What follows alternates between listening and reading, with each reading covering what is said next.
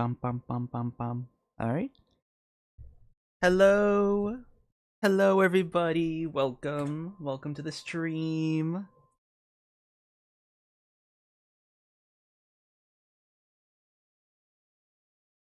I'll leave my window open for now. If I start getting loud, maybe I'll close my window. I don't wanna I know it's like daytime. It's daytime for me right now, but I don't want to disturb my neighbors if I start getting too loud. But yeah, hello, welcome. We're gonna get started very soon.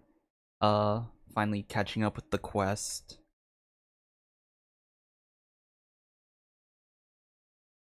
As you guys can see, I don't know who was here. If you guys weren't here for yesterday's special program reaction stream, you can see right here we have a new, most likely temporary overlay, but maybe not temporary. I don't I don't have any plans to commission overlay stuff yet, so this might last for like a year, maybe. But I do have a new overlay, that way my PNG doesn't block the what is it? That way my PNG won't block the some of the stuff in the corner.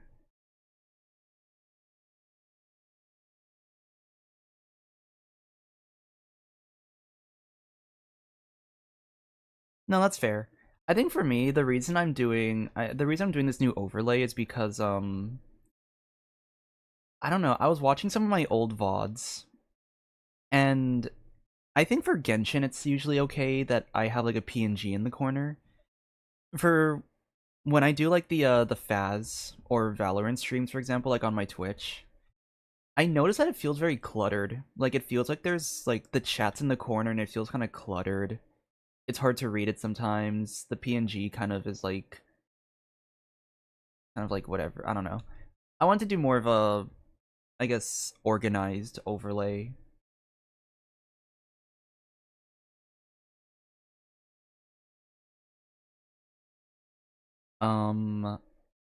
But yeah, I'm gonna play around with it. I mean, maybe for some streams I'll go back to full, and then other streams I'll do overlay version. For now, yeah, for now we're gonna try this out for the next few streams. I think especially, um, like, yeah, like, once again, maybe Genshin streams can be full screen version, but special program specifically needs to be in this overlay format now, because I I think especially when you're watching like the if the live stream, for example, is like it was yesterday, where it's like the Chinese devs, my screen or my PNG would block the what is it? It would block the subtitles on the bottom, which meant that if you're actually trying to watch and read the subtitles while it's like, you know, someone's talking in another language altogether, it like, I block it completely. Yeah. Oh yeah, and the open space I have, I'm planning to add like stuff on the, what I'm gonna do is I'm gonna like take this like, I don't know why I'm holding my cursor over it. You can't see it on your side. I'm gonna put the game screen. I plan to move it up to the top, and then on the bottom of it, the bottom of the screen in like the corner, is either going to be, depending on like what kind of stream I'm doing, it's either gonna be like social media tags, so that you can like see my social medias pretty quickly, or if I'm playing with friends on stream, it's gonna be like the Discord, you know, like when you have like those Discord reactive images. I'll do that instead. But like, I do have plans to put something in the corner, because I also don't really like the space. Um, but yeah, this, once again, this is like a temporary overlay until I get something a little more permanent.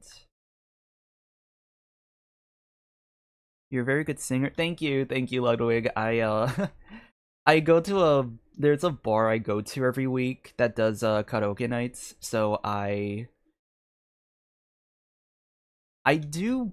I don't want to say I'm like a professional singer because I'm not professionally trained, but I do have my fair share of like just personal experience with it.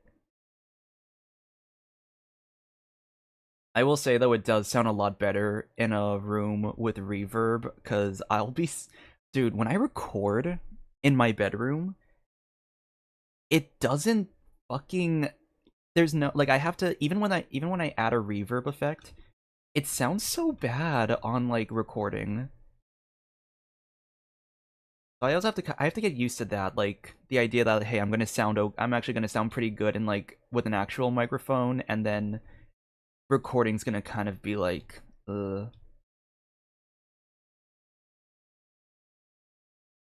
I will also say, April 1st might have another. April 1st might have another. We might have another part to the singing videos. I'm still picking out which songs I would want to sing, but the theme the theme of it is gonna be bad singing. I'm planning to pick songs for April Fools, and it's gonna be songs that are very out of my range. Like I'm thinking like Take on Me, um Take on Me, Golden, like all of the songs, all of these like really high key songs. And the rule for me is that I have to sing it in the original key. Like I can't do what I did with the Christmas video.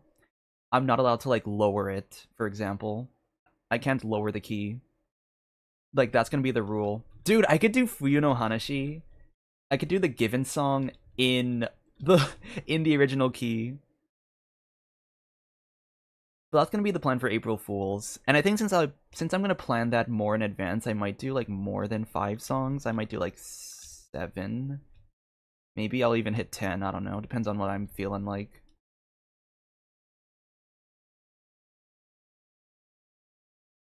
Let's see.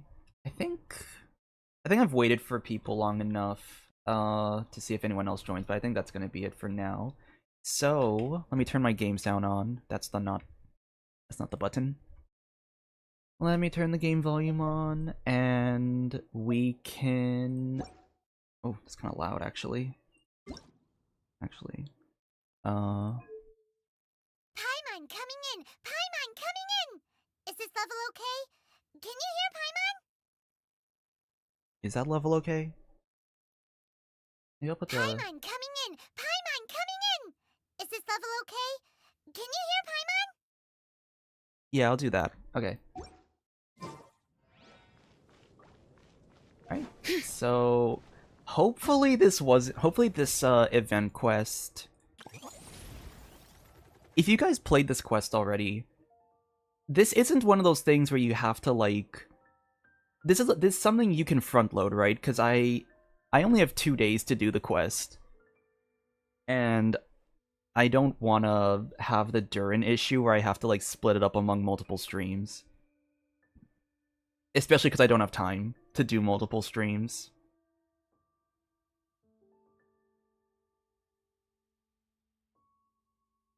Let's see. Perseverance, Courage, Speed. The Dragonspine International Cross Country Challenge is about to begin. This is one race challenge that every serious runner dreams of, the ultimate proving ground for one's abilities. Armed with perseverance, courage, and speed, runners will hit the trails of Dragonspine, overcoming complex terrain and bone-chilling weather to reveal their true mettle. The Dragonspine International Cross Country Challenge is about to kick off. This year's event will see teams from Natlan, Sumeru, Inazuma, Liyue, and Mondstadt vying for the winner's crown. If you're a runner confident and feeling up to the challenge, then this race is for you. We also welcome all fans to attend and show their support. The Dragonspine International Cross Country Challenge Oh, that's just the thing. It's not a long quest. Okay, that's good because I have. Hey! It's a flyer for a competition! The The What was it? Dragonspine International Cross Country Challenge. Huh. Never heard of this before. International means there's gonna be people from all over Tibet taking part. Sounds like fun. We should check it out if we have time. Yeah, so I'm not, I am looking to maybe do something after the stream. I don't know. Depending on how, I do want the stream to be kind of a, like, just, you know, like, play and go type of stream. I might try to do some stuff after involving, like, either voice acting projects or YouTube video. So if the quest is short, that's good. That's kind of good for me. If it's really short, if the quest is really short, then maybe I'll do the mini games on stream. But from what I saw, it would only be, from what I saw with like the timestamps, it's like a 2 to 3 hour stream. Okay, while we're loading into Dragonspine, I'm gonna go switch my cup to water because I just finished up my coffee.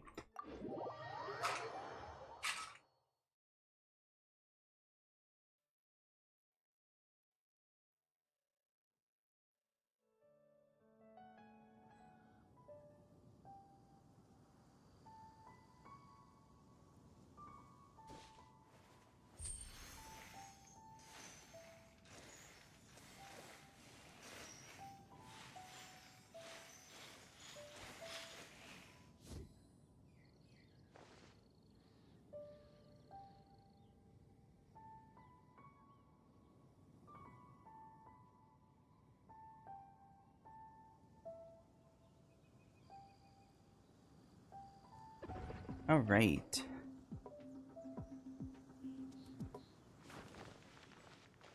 I know this is like a Veressa quest, so I have, I got a team of Veressa, Farina, Shalona, and Eonson to kind of match the lore of the quest.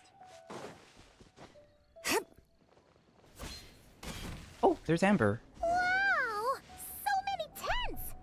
Paimon's never seen Dragonspine this busy before. Wait, look! It's Amber! Well, make sure I got actually like a good team, or like good builds happening. I don't want to have like the wrong build on accident. Oh. Well, these two are going to be stacking Cinder City, but it's fine, it's fine.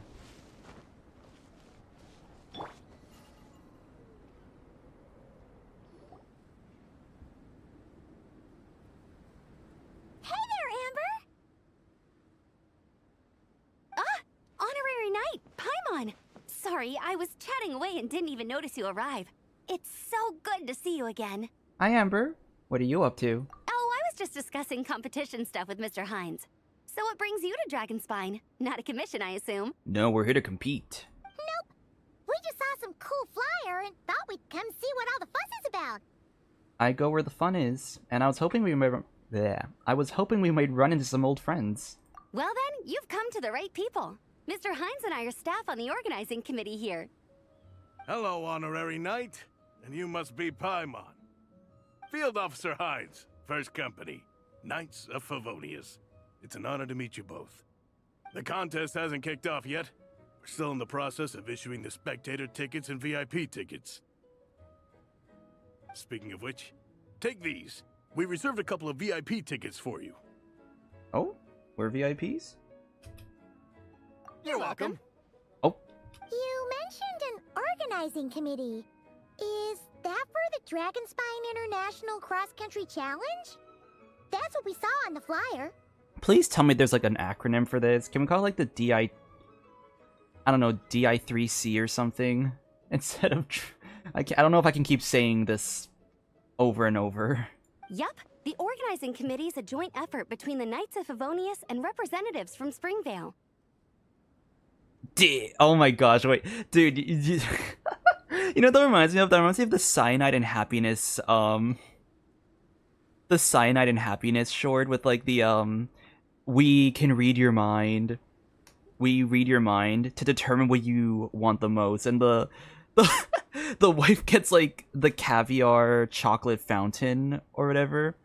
And then the waiter goes to the man and is like, oh, and for you, sir, your dicks. And he like always like keeps saying dicks in the most like egregious way. It's like, what? I didn't order this. Yes, you did. Like, what is this? What is this on you? What is this you gave me? Your order, sir. Dicks. A great video. Not appropriate. Not family friendly, but very funny. More specifically, Hines and I are in charge of registrations and security, while the Springvale team is responsible for refereeing and support. So any problems, just come find us. We're here to make sure all contestants and spectators have an enjoyable experience. We can always count on you. This is the biggest contest of its kind we've ever had. A lot of international contestants have signed up, even some from Natlan. It's sure to be an exciting few days. I really should delete that diabolical quotes. I feel like that just in... I feel like honestly, I feel like that chat kind of, like, is encouraging people to say not so appropriate things, which we're trying to get rid of in this year. Oh, Natlan? I think I know who you mean.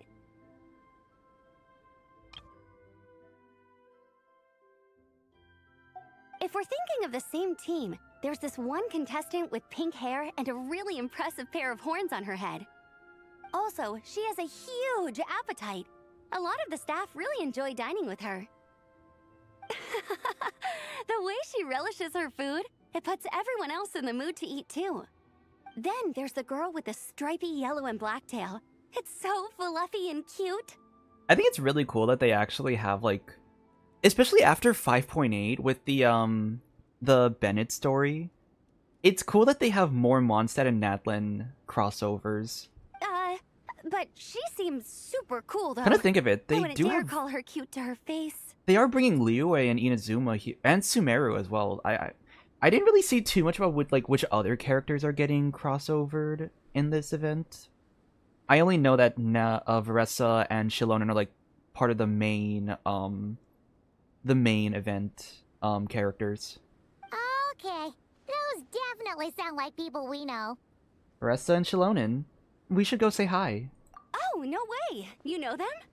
I know everyone, Amber. Well, if you want to find them, their team's camp is over there. Their tent has a really unique design. You can't miss it. Honestly, it's a really cool camp in general. Plus, they brought a whole stash of comic books with them. Paimon sees it! We'll go check it out later. Thanks, Amber. Great. Oh, and when you do, any chance you could borrow one of their comic books from me? Their team's always talking about the comics they read, and it's gotten me kind of curious. I would go ask them myself, but I can't really leave my post. Sure, no problem. Leave it to us. Alright. The Shining Warriors take the stage. Go look for familiar faces. Hut.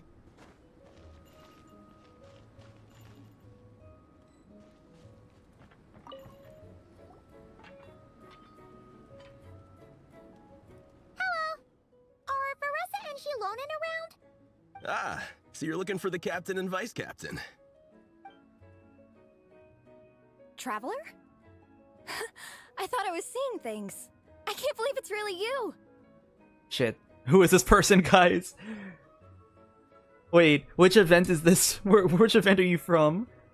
Have we... I'm sorry, Elrani. I don't know who you are. You don't remember me. I guess that's fair.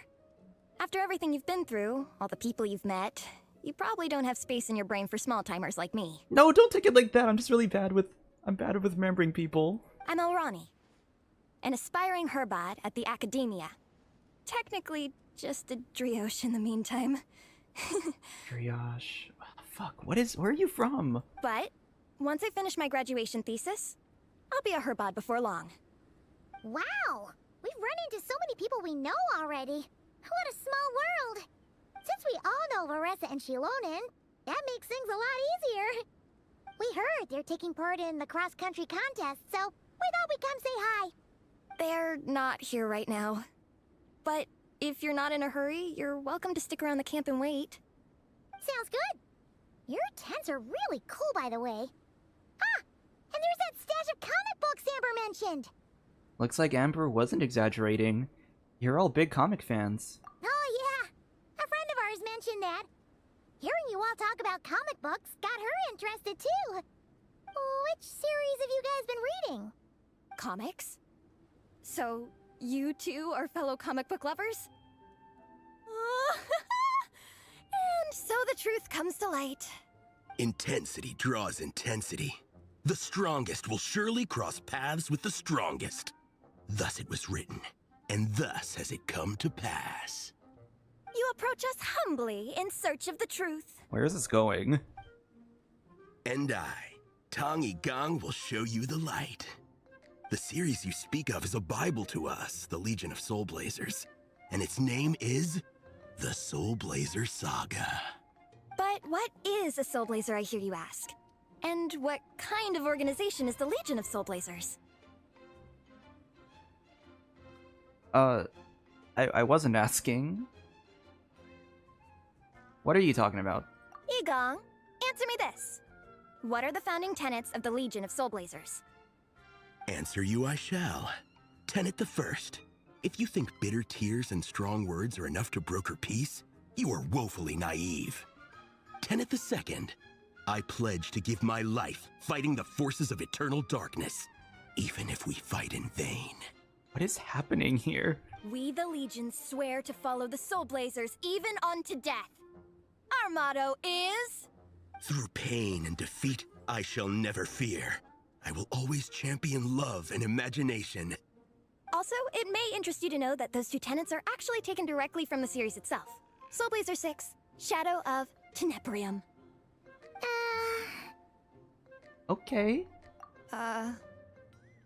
Why aren't you saying anything? Didn't that make you feel something? Like, light a fire in your heart? Not even a little spark?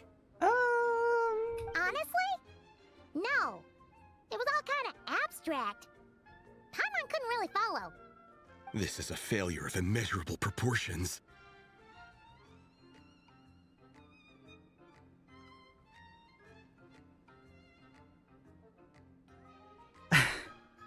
The coffee hasn't kicked in yet, guys. I don't know. I'm looking at this, I'm like, what the fuck is happening? This is kind of giving the horse, yesterday with the horses in the program, I was kind of just like, what am I, like, am I fucking high? Do I like guinea pigs? I do. You'd better stop lighting fires in people's hearts, or you'll burn them to a crisp. Vice Captain! Thank goodness you're back. Listen, we have a situation. It's okay, I don't need all that.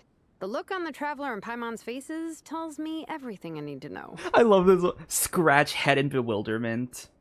Let me guess. Alrani and Tong Yigong said a bunch of stuff and it was all pretty baffling, right? Yeah, just think of it as them kidding around, like an inside joke you're not in on. They probably hit you with a barrage of quotes from the Soulblazer Saga, a comic book series published by the I Publishing House. Also, every time you hear Legion of Soulblazers, think comic book fan club.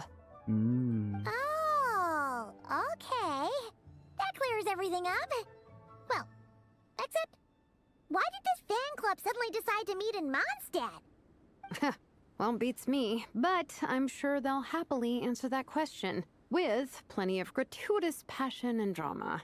The usual scathing accuracy. I'm pretty sure Alrani doesn't even know why they're here. But if you ask them, they'll probably say something like... Because we are Soulblazers. The passion of youth is strong with us, and it demands that we heed the call to adventure. With every great trial comes great opportunity. Yeah, something like that. But more to the point, though, it was one of their members, Minnie, who suggested they hold their next meeting here. The Dragonspine cross-country contest? Was her idea, too. And after much consideration, they thought Minnie's suggestion was a good idea, so they went ahead with it. And that's how the Legion of Soulblazers and I ended up here.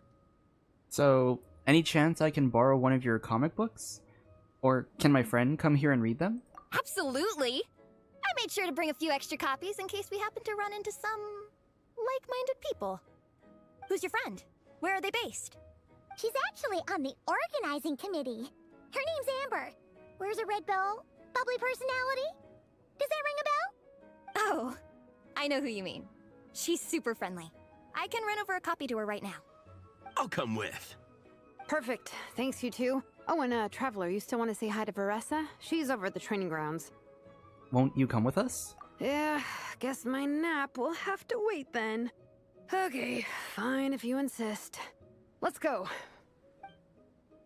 Varessa and Minnie are training together. They've been at it all day. But it is freezing out here. So it's time to call it. Oh, that's right, I'm not in Natlin. I can't do shit. Hurry up, Grassa! Quick as a flash!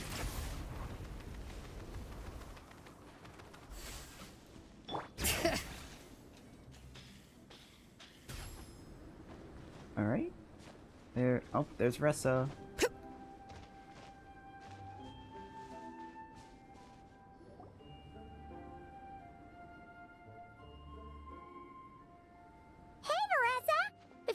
You train.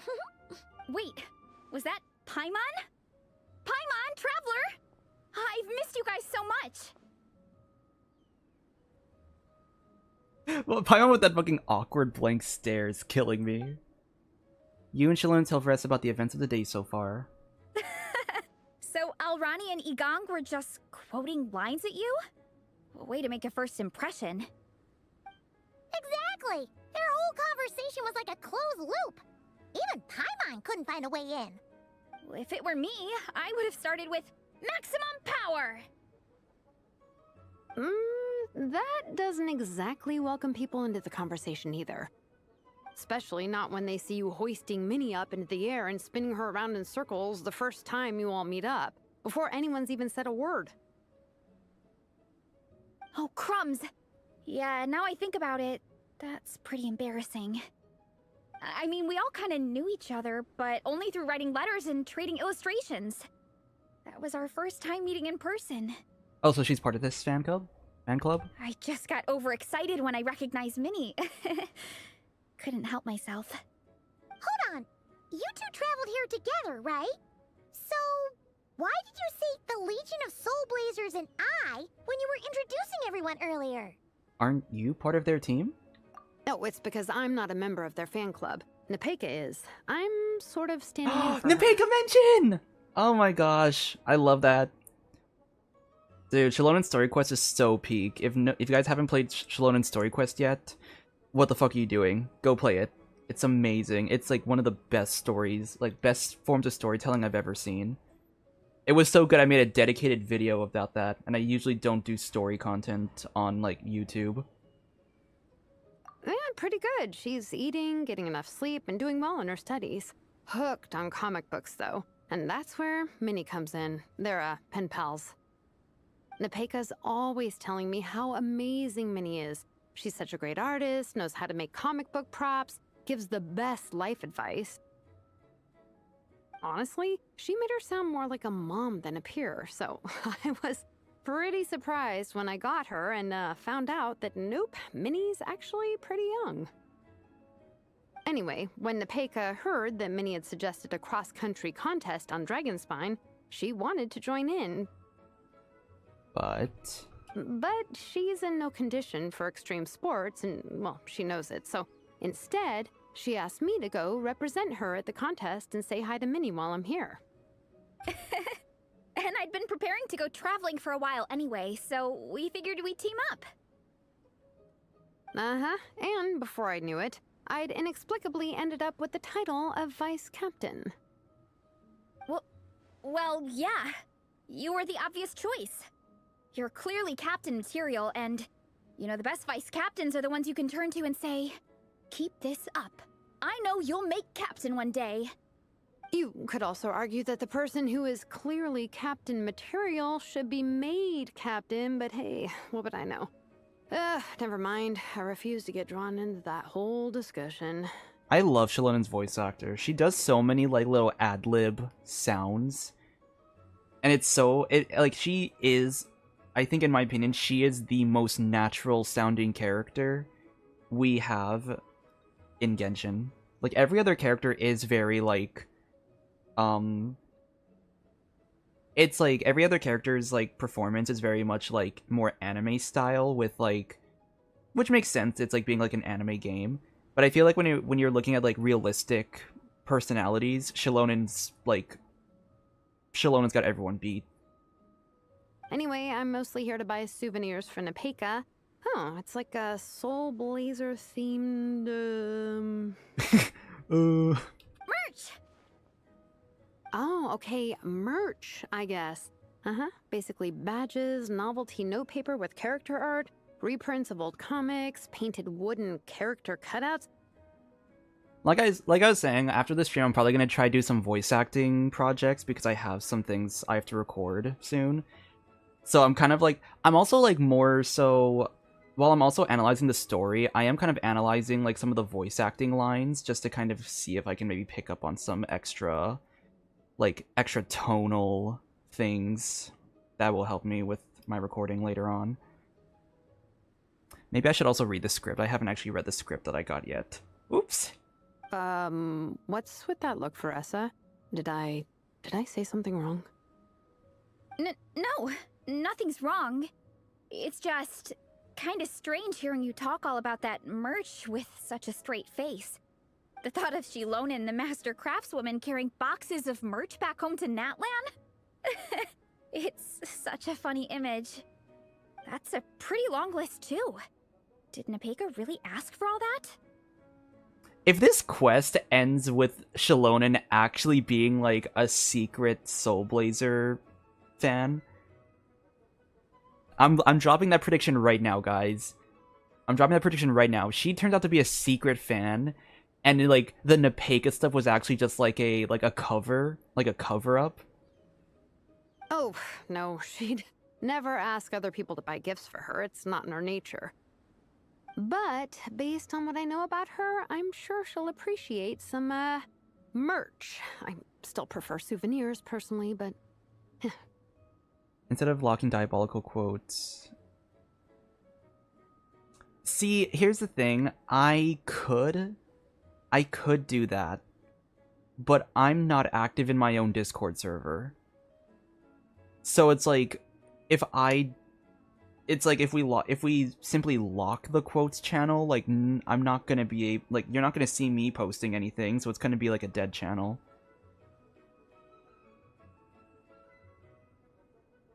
So I don't know.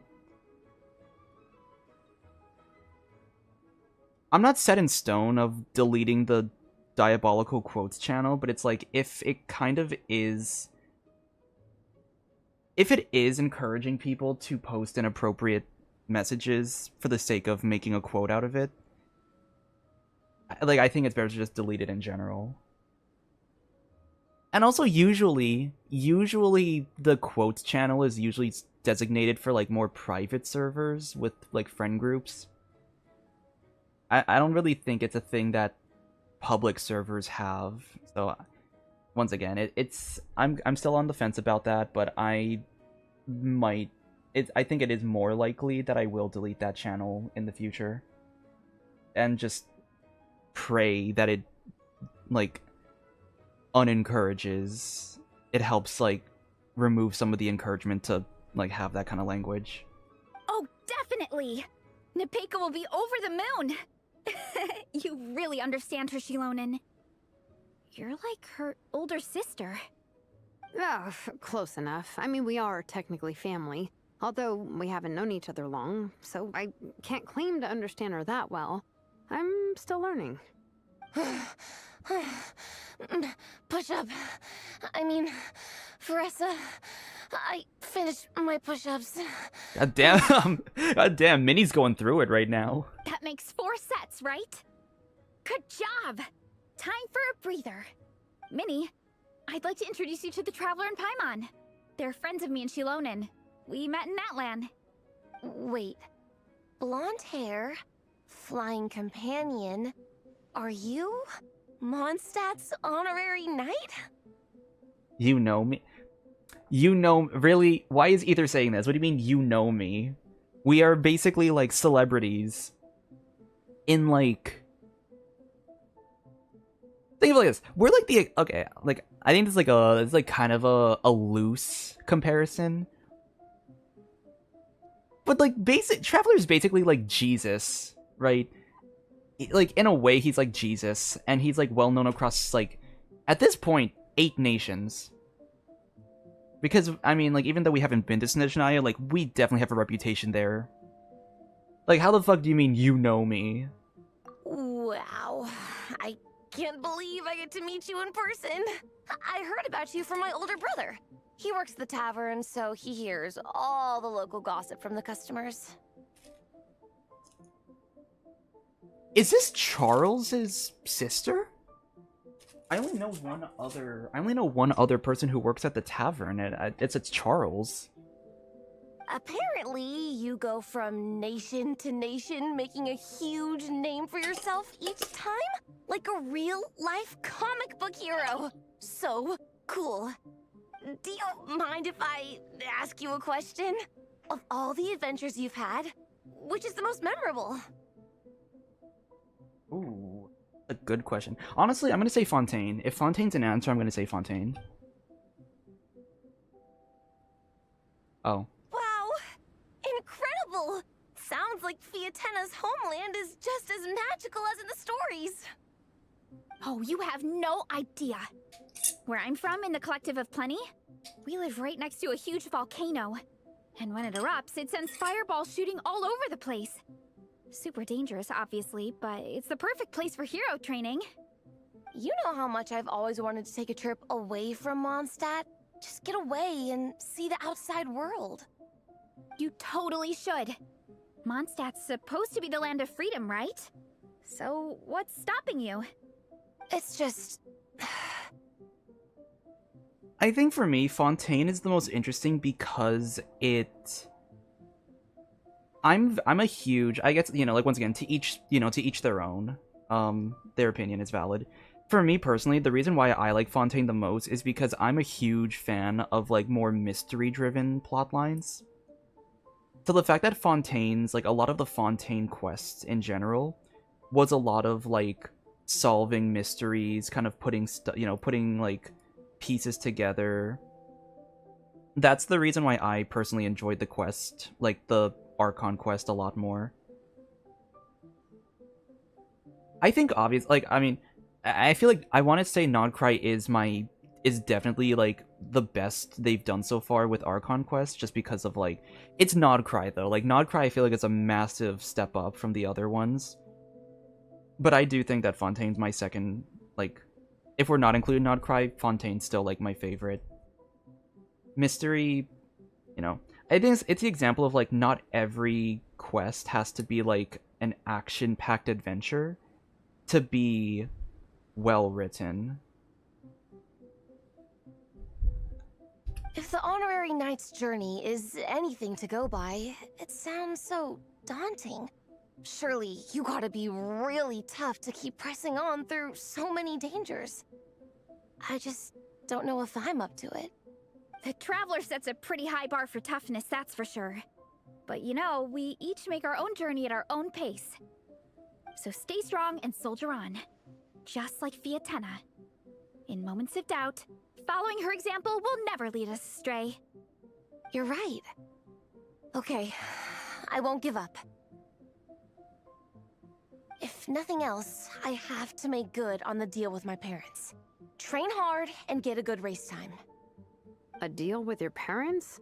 You didn't mention that before. What's...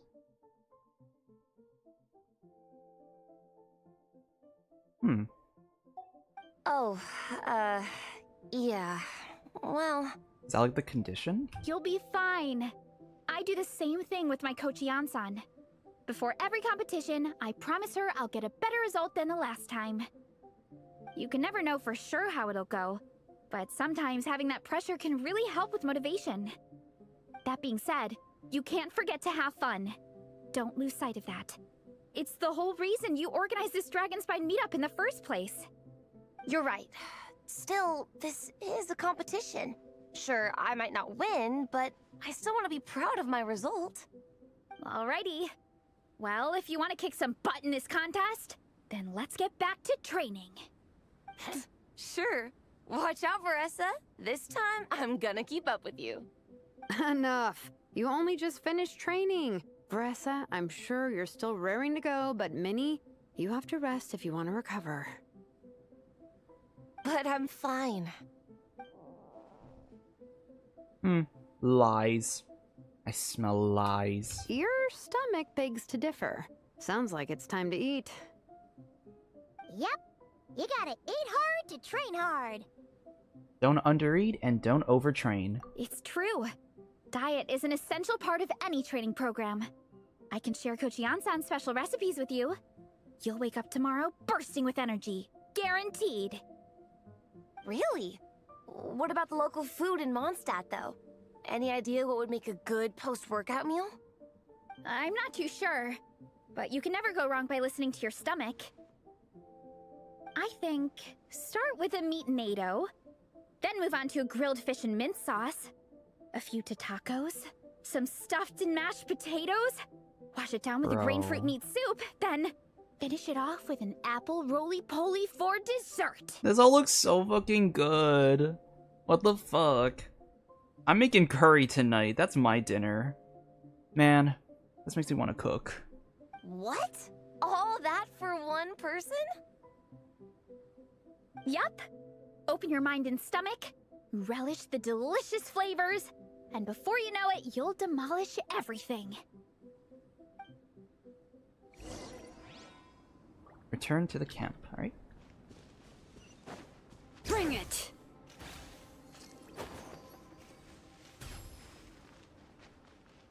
Yeah. I feel like for Archon quests, it's hard for me to, like... I think it's hard for me to truly rank them because I know that every quest is, like, its own, like... You know, like, it's its own story, and I try not to... Like, they're also, like, different genres.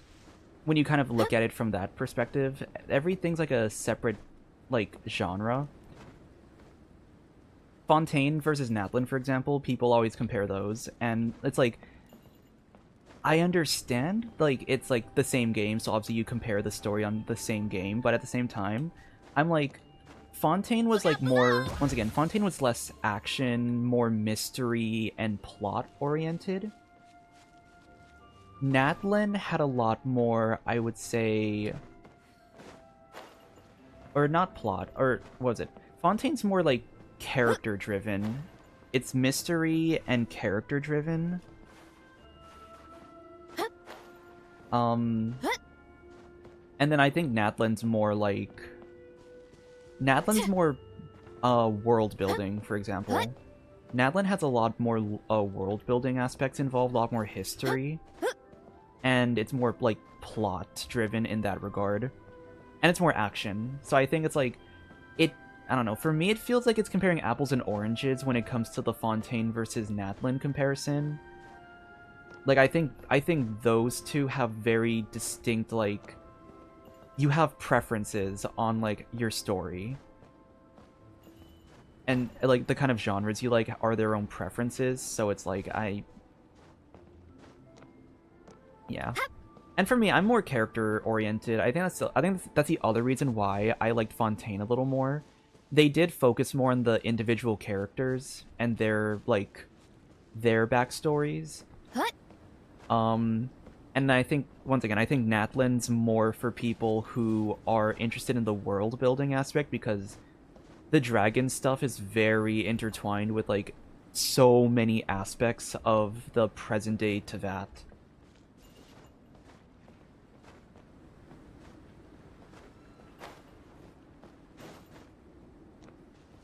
I was trying to think of other things to say, but I think that's all I have so far. Oh, we're almost back at the camp. After what Shilonen was saying earlier, let me give this to you before I forget. Here, the Soulblazer Saga Volume 2. I figured other people might want to read it, so I made sure to bring some extra copies. Wait, but where's Volume 1? Is there a Volume 1, guys? And if so, where can I find it? Unfortunately, it looks like I somehow forgot to pack Volume 1 in my luggage. Shame. It's always best to start from the beginning when you're trying to get your friends into a new comic series. Anyway, take a look in your free time, see what you think. I really hope you like it. It would be so cool to have an awesome person like you in the fan base. Oh, thank you. I'll take a look when I have the chance. All right. We're gonna meet back up with the others. come hang out with us again soon, okay?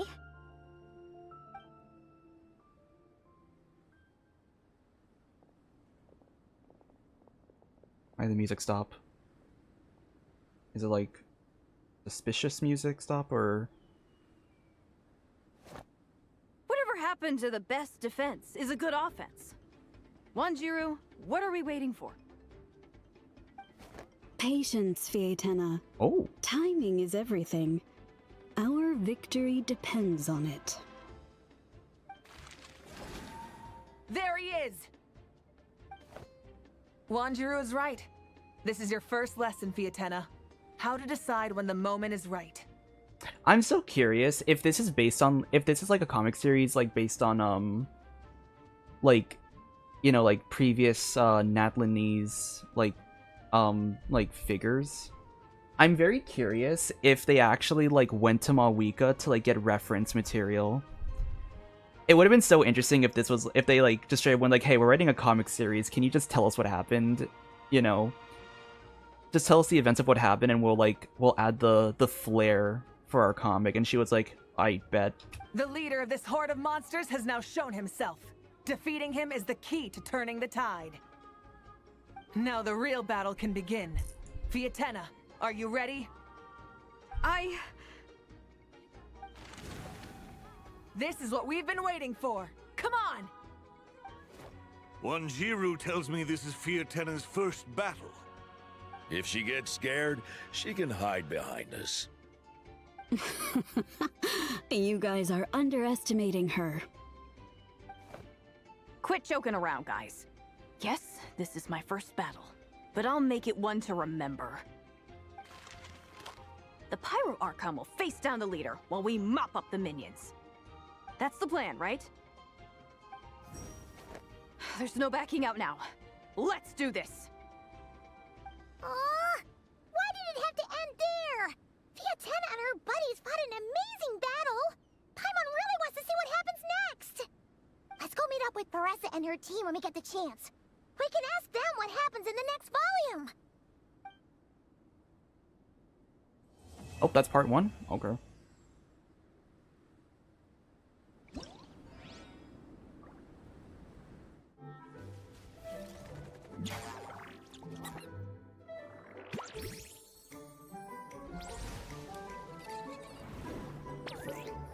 The comic style is such an interesting, like... It's such an interesting take with the visuals of this event. Like, I feel like if you told me, for example, that, like, we were getting, like, a Monst... If you just told me we were getting, like, a Mondstadt Natlin crossover, I feel like I never... would have expected a comic style out of it. I don't get how Mawika traveled. So, so that's gonna take some explaining. That is how do I explain that? I don't fully get it either, but it's basically she, after I think she like stepped into the okay, I don't want that thing to be, I don't want her to be talking while I do this. It's kind of like, fuck, did she go into the Sacred Flame? She basically did something. I believe she went into the Sacred Flame.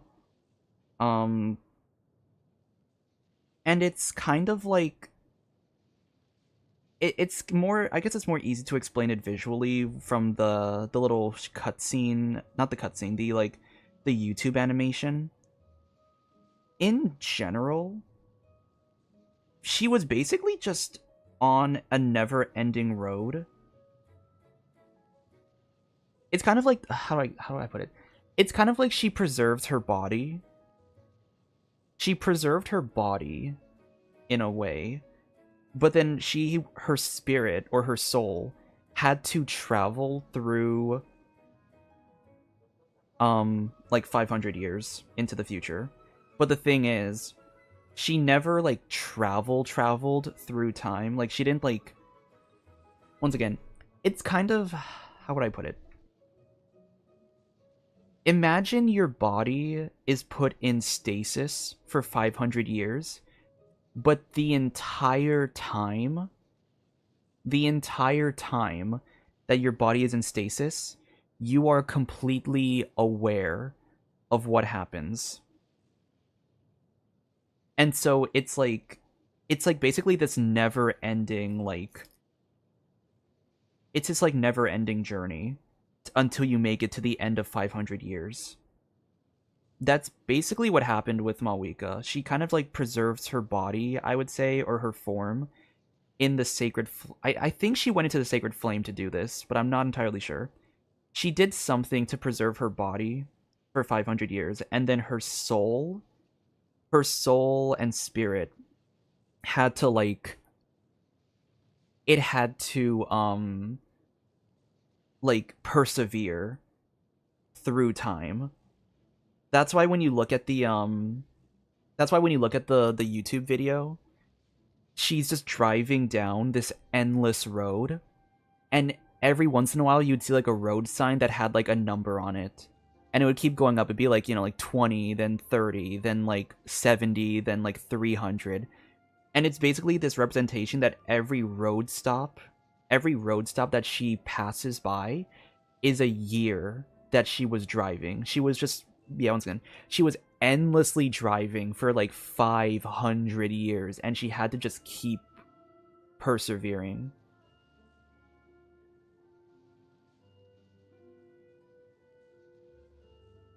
And I think kind of going back to the Fontaine Natlan stuff, it's cool because I like that when you look at like both Farina and Malwika's like stories, they parallel each other really perfectly. They have like Farina and Malwika have really great parallels to each other, because Farina's whole thing is that she had to play the role of an Archon for like 500 years.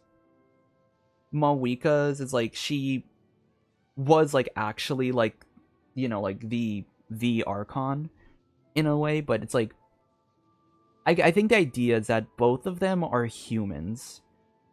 At their core, Farina and Malwika are both human characters who basically had to persevere, like the mental fortification of lasting 500 years doing what they were doing. That is like their that's like the basis of their stories. And it's cool that they parallel this idea of like, I think when you also think about it, like the parallels of like loneliness are also involved. I think like Malwika's is more of a thing of like physical loneliness. Like she has people by her side, like in spirit, but she had to persevere through that 500-year journey alone. Farina's was like almost like I think Farina's is a parallel in the idea of like mental loneliness.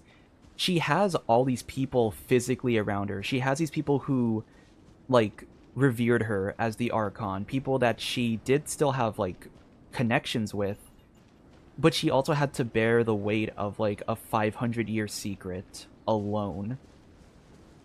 And so once again, I would say I want Farina and Malwika to have an interaction in some sort of future content, because I feel like their stories perfectly paralleled each other as two human characters being Archons for 500 years. It's like, we need a parallel of these two. We need to show that parallel more, I'd say more like upfront, because I feel like a lot of people overlook that aspect in the writing.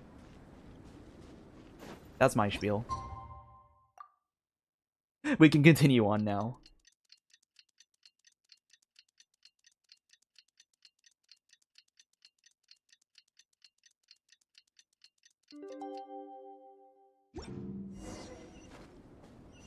Head to the Soulblazer's camp.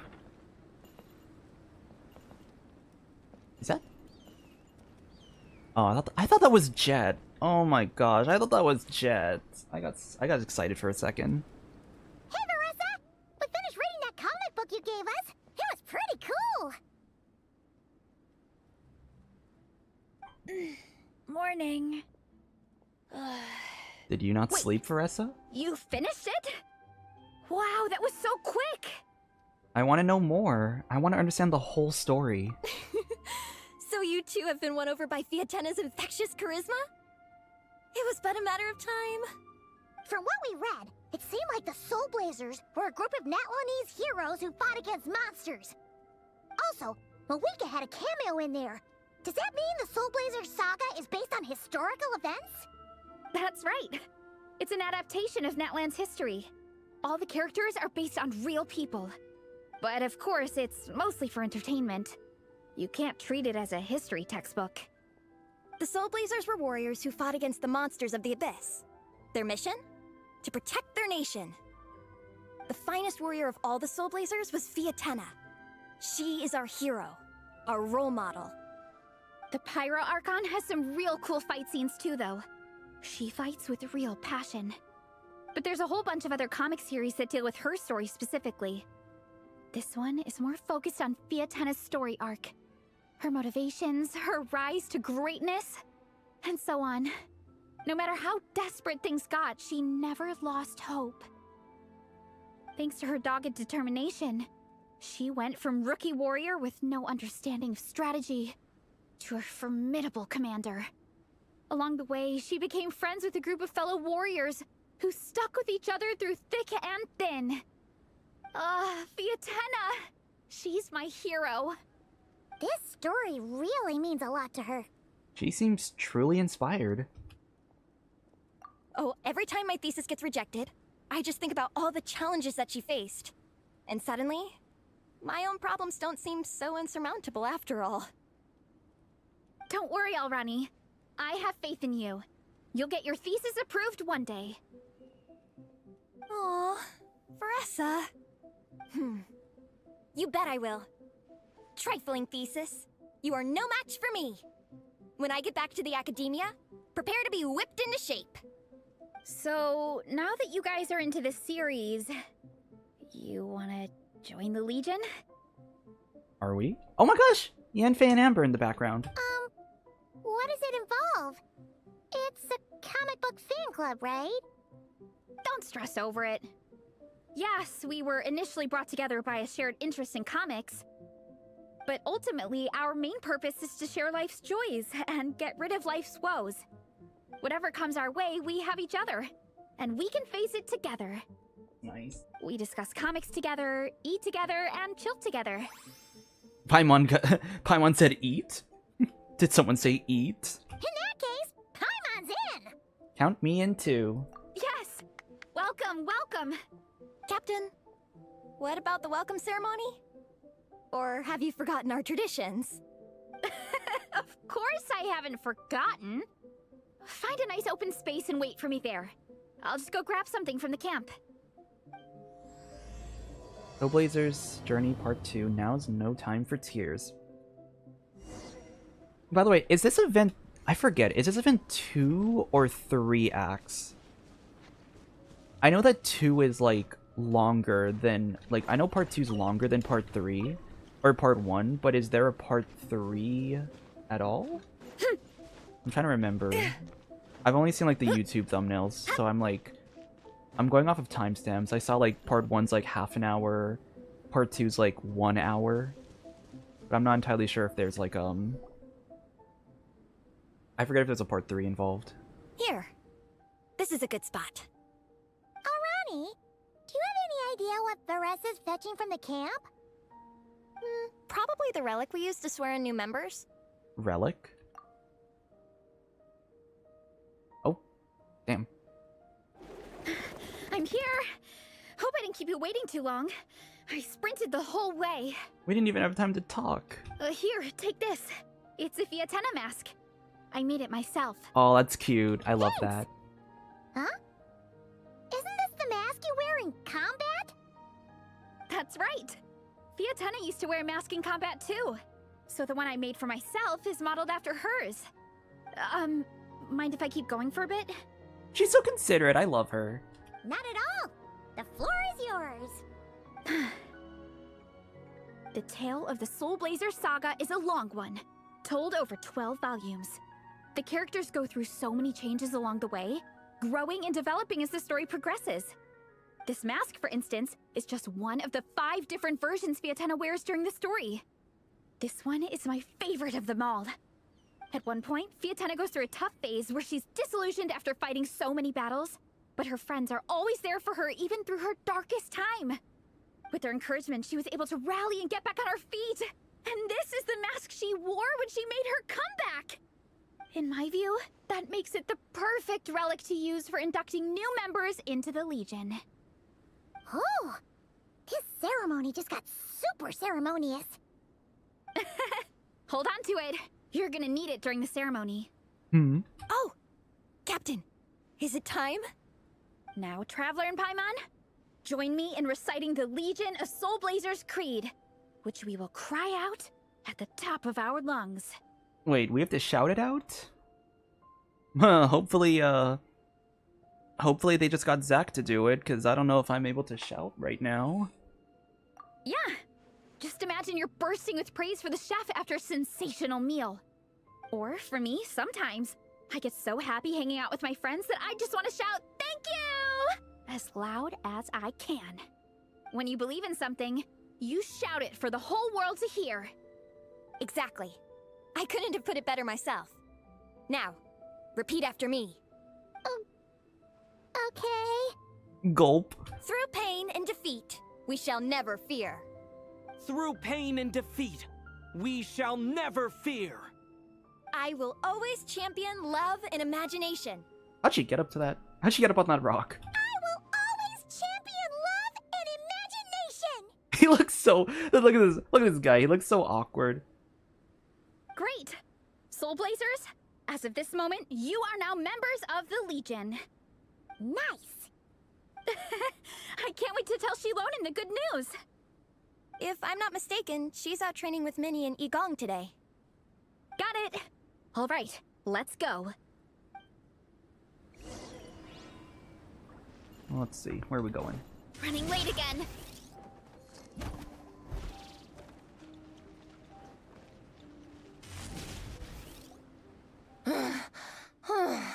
Oh my god. Dude, did the voice actor for Minnie, like, actually go on, like, a 3-mile run before recording her voice lines? Vice Captain, shall we call it a day? And Shillen's just like, no! That's enough strength training for now. But we still have racetrack familiarization training. We can't afford to skip it. Attention, Soulblazers! Da-da-da-da! It gives me great pleasure to introduce 2 new additions to the Legion of Soulblazers. The Traveler and Paimon! The pleasure is mine. I will always champion love and imagination. Alright! Induction complete! Now we're officially Soulblazers! Ah, welcome to the club! Unfortunately, I don't think we'll be able to hold a welcome party for you today. Minnie and Igong have been training for ages. They are completely exhausted. Congratulations. Minnie, you still up for racetrack familiarization training? Yeah. Why wouldn't I be? Because you sound like you're about to pass out. Since it's a 4-person relay, we gotta rehearse every stage. Bro. Bro, Minnie's VA had bills to pay. She's like, she actually is going through it with these recordings. I'm so jealous of Alrani. Logistics is the easiest job. Gets to stay at the camp the whole time. Because here, I will say this. This might be different for this. It's probably different for every person. For me personally, I don't have the best like stamina, so recording certain lines will absolutely drain me physically. Heavy breathing lines like what Minnie's VA is doing right now, heavy breathing lines like this actually make me feel dizzy. If I do too much of those, like that's why it's hard for me to actually have like here's the thing, it's kind of like a two-way street, because on the one hand, when I try to do like these heavy breathing lines, I get like kind of dizzy and I get kind of like more out of breath. So it's like recording wise, it feels really like, it feels bad doing these lines because it like actually makes me feel kind of like weak. But on the other hand, I do get genuinely out of breath while doing it, so it comes out a lot more naturally. Like, it sounds more natural. So I'm like, but I will say, like, it is like actually like somewhat of a physical, physically it actually does feel kind of like intense doing lines like that. And like I've had to record lines back in the past where it's like, oh, your character just finished running, or your character is like running away from something, and I'd have to do like those like running sound effects, and it is like I don't know. I think because I recorded like an open bedroom, as opposed to like a small booth. So it's like I do actually have the freedom and space to actually do movement to make it sound more natural.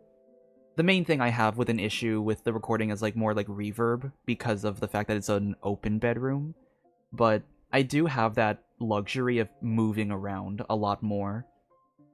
Because I think other people record in like their closets, for example, and the closet is like such a cramped space, like you don't have movement, you don't have like movement luxury with those spaces. Yeah, they seem totally wiped out. Alright, we can skip the welcome party. We pretty much know everyone anyway. Shame you have to miss out, though. I feel kind of bad. Let me think. Ah! Okay, here's what we'll do. Why don't you join us for training? Oh. We still need to practice on the race course itself, so we could turn it into a team-building event. In this cold weather, there's no better feeling than running around and getting the blood pumping. We'll all feel toasty and warm by the time we're done. What do you say, Traveler? Me? Join you for training? Come Running on, training? it'll be fun. We can chat while we train. It'll take your mind off it. Paimon, thoughts? Get those legs moving for once? Count Paimon out. She is not cut out for this at all. I'm so curious if there's ever gonna be a day where Paimon is forced to like actually walk. I feel like that'd be such like a fever dream to imagine. Like, I feel like even if they made it like such a serious scene where like you know, just picture this, like Paimon loses the ability to fly, and like the traveler's in danger. Like, even in a scene like that where Paimon gets up and actually runs to Traveler, I feel like it just wouldn't have the emotional impact. Like, I don't think they could ever make Paimon walk. It wouldn't, even in serious scenes, like what I'm envisioning, it just would not, it wouldn't look normal enough to be a serious enough, like to be, I feel like people wouldn't take it seriously. No matter how serious you make the scene.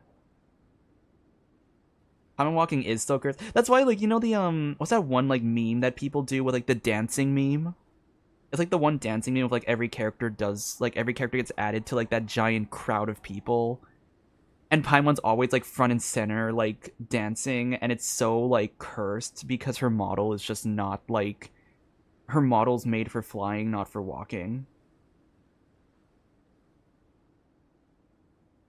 Paimon's never run a day in her life, 'cause she can fly. Flying's way faster than running. She's so real for that though. Is it now? We should race sometime. Put that theory to the test. No thanks.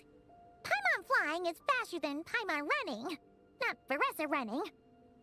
Alright, we'll let Paimon off. It would be pretty absurd having someone who can fly join a running race. I mean, she could be like the, she can be like, what's that turtle? Guys, what's the Mario character? The Mario character with like the turtle who's like on a cloud, and like you're in Mario Kart, and like every time you do like a lap, he like waves his flag and everything. Like she can be that character. I think it's like it starts with an L. I know it starts with an L. I'm all rested up, so I can join you instead. As for Minnie and Igong, if you guys want to keep training, then pace yourselves and stick to slow jogging. But if you're worn out, feel free to stay put and recover. Thank you, Vice Captain. Yeah, I'm not moving. I'll just rest right here. You want to give 9? It's okay. You don't have to. You don't have to like pay. You don't have to pay me anything. I appreciate the support, though. I'm down to keep training. Okay, that makes 4 of us for training. Me, Faressa, Minnie, and the Traveler. Let's split into 2 groups then. Shilonen and Minnie can do a slow jog. I'll be sprinting full speed on the race course. Traveler, you join whichever group you want. We're just happy you can join us. Did I just flip a coin? Head to the start of the track. No dialogue? No dialogue. Begin training. Okay, before we begin, I'm gonna go bathroom really quick. I'll be right back.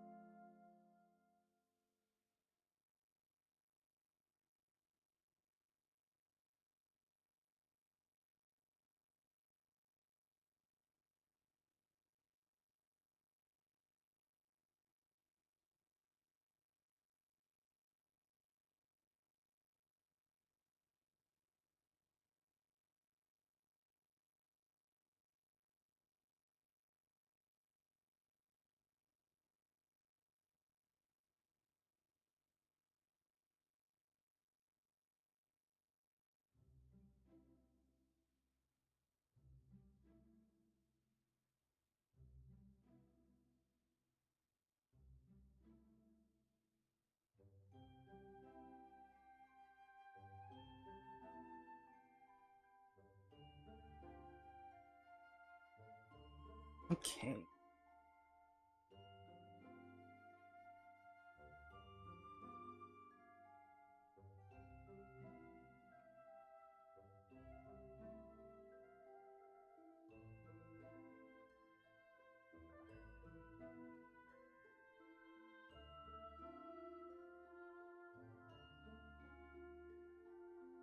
Stuff really quick.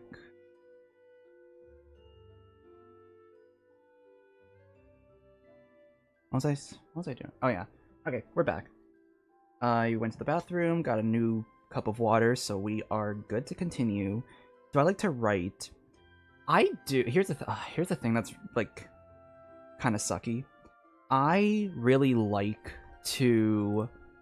I love to write stories, but I'm also like not the best at it. I am someone who I think from what I've experienced in the past with like writing experience, I am much better at writing short stories that are very like quick, like one-shot type of plots. things that are really quick to write, or I'm really good at writing backstories. Like I'm really good with writing oh my gosh, thank you, Rad. Thank you for the 10. I'm not entirely sure which currency that is, but thank you. I'm gonna say thank you for the 10. And but then I also like to write character what do you call it? Like character backstories. That's why when I do like the character creator series, I don't do any. When I do like the character creator stuff, I don't do like crazy long stories, but I do give pretty significantly detailed like backstory stuff because it's like I'm really good at writing backstory. I love character writing, so I love going into depth about like motivations, challenges, and how that shapes their personality. But I'm really bad at I think when it comes to like long form series, like if I'm trying to do like a whole like 20 episode thing, for example, or trying to write something around like multiple arcs, that's where things get really complicated for me, and I have a really hard time writing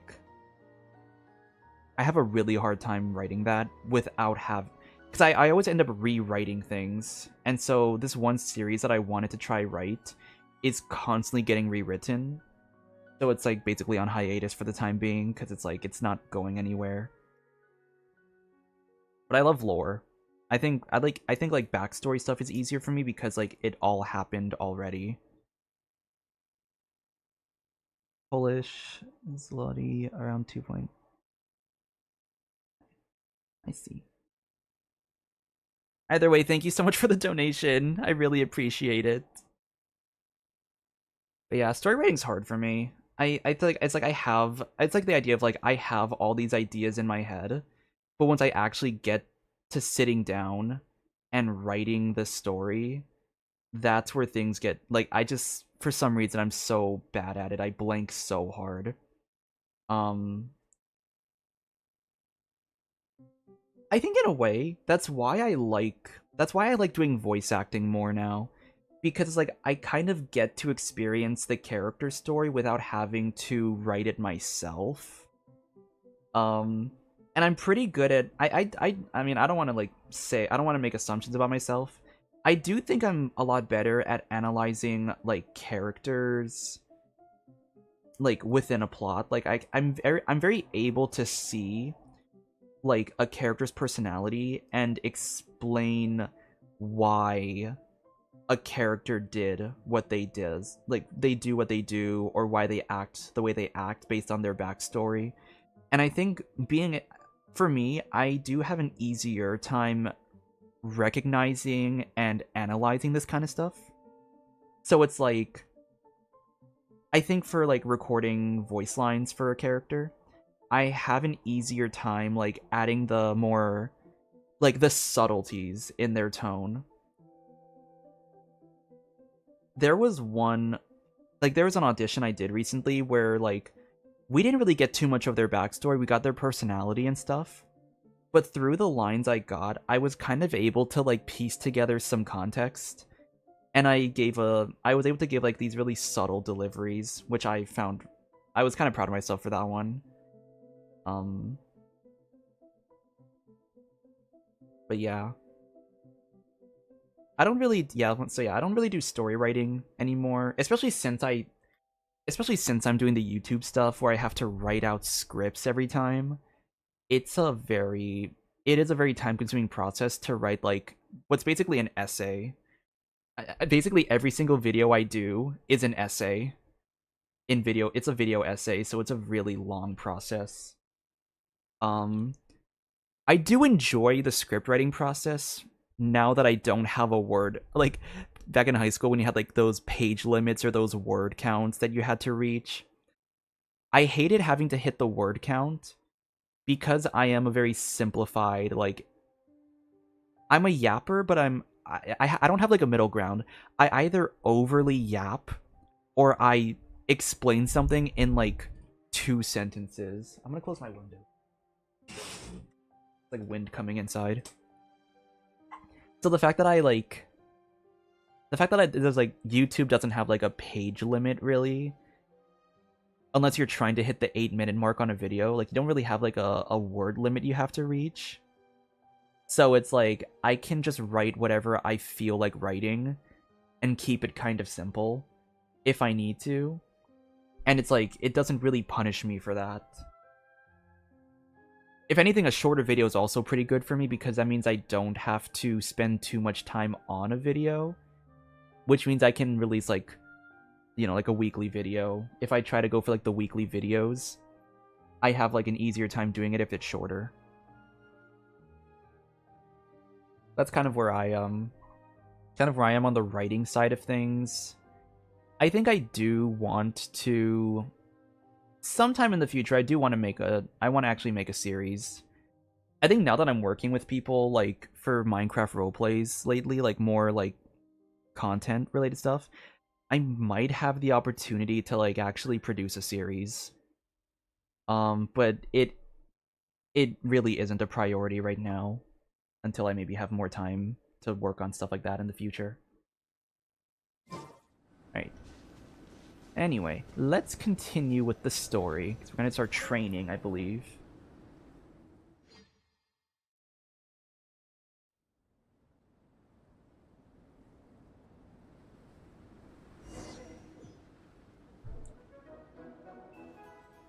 Train with your teammates. Okay, keep your head up, shoulders back, and allow your arms to swing however feels natural. You'll save energy that way.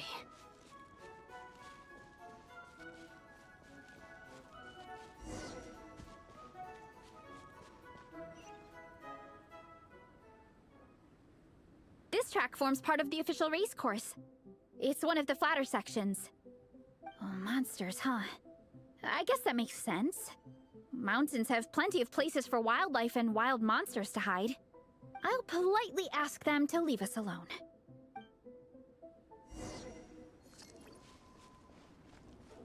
Wait, am I on Cinder City at least? Okay, good.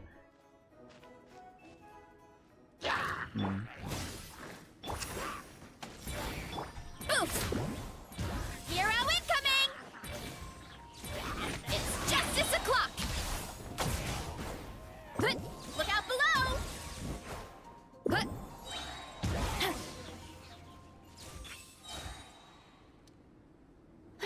Glad that's taken care of.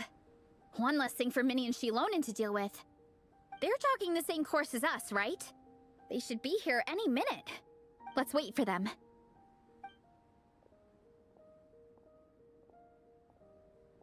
How's it going? You two holding up okay? I'm so excited. I'm low-key excited to hear like another like mini like once again, the VA for this character had bills to pay. She put herself through the ringer to get these lines authentically, I guarantee you. I'm good. Minnie's form is so much better than last time. I still think I need more practice. I was about to say, right before she started coughing, I was about to say, man, it would be so funny if Minnie just started violently coughing, like violently coughing, while she was breathing. It would have been so funny, and then it happened. You don't look so good, why don't you think... Oh no! Oh no! Please don't tell me this is one of those storylines where it's like... Please don't tell me it's one of those storylines where, like, Minnie actually has, like a chronic illness that, like... Because, what is it?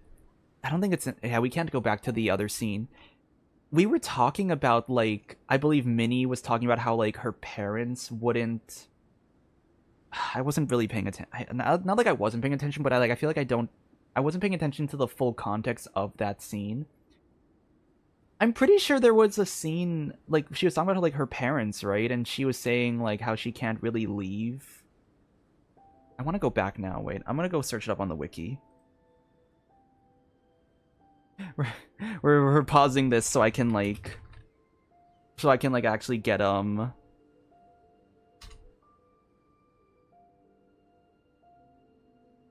I can actually get, like, make sure I'm actually right on the context for this.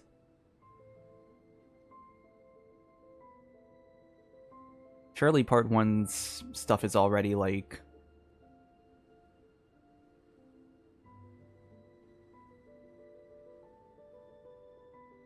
Okay, based on the wiki, it also is showing that there is a 3rd act, so... Oh no, dialogue hasn't been added yet. Badge. But yeah, it's like, if the... I'm like, no, if she's saying like, oh yeah, my parents won't let me leave Mondstadt, and I'm like, oh no, now I'm seeing this, like, here, and I'm like, shit, is this like, they won't let me leave because, like, I have, like, I'm, like, chronically ill, and it's, like, too dangerous for me to go journeying anywhere? Oh no. Oh no. Did I clock a storyline? That's... The course goes into an uphill climb from here. It's gonna get pretty tough. It's fine. I'll keep going. I gotta get a good ranking. I don't want to drag this team down. Even so, you shouldn't push yourself too hard. Health and safety always come first. Results are second. Thanks, Veressa. I do appreciate it, but the thing is... You need this, don't you? For personal reasons? You mentioned some kind of deal with your parents. I'm guessing it's something to do with that? Like, I don't know. I'm trying to think about the possible scenarios of this. I don't... It's like chronic illness... Possibility? I noticed you had a certain look on your face when you first brought it up, like you were trying to suppress how you were feeling.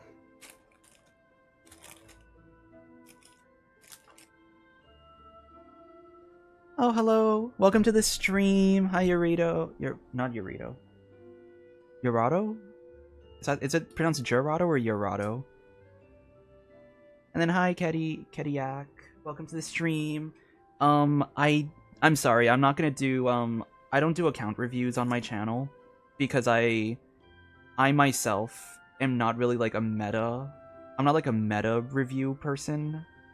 I'm more game design focused, so I don't really like to judge, I don't want to consider myself a judge in terms of like meta stuff.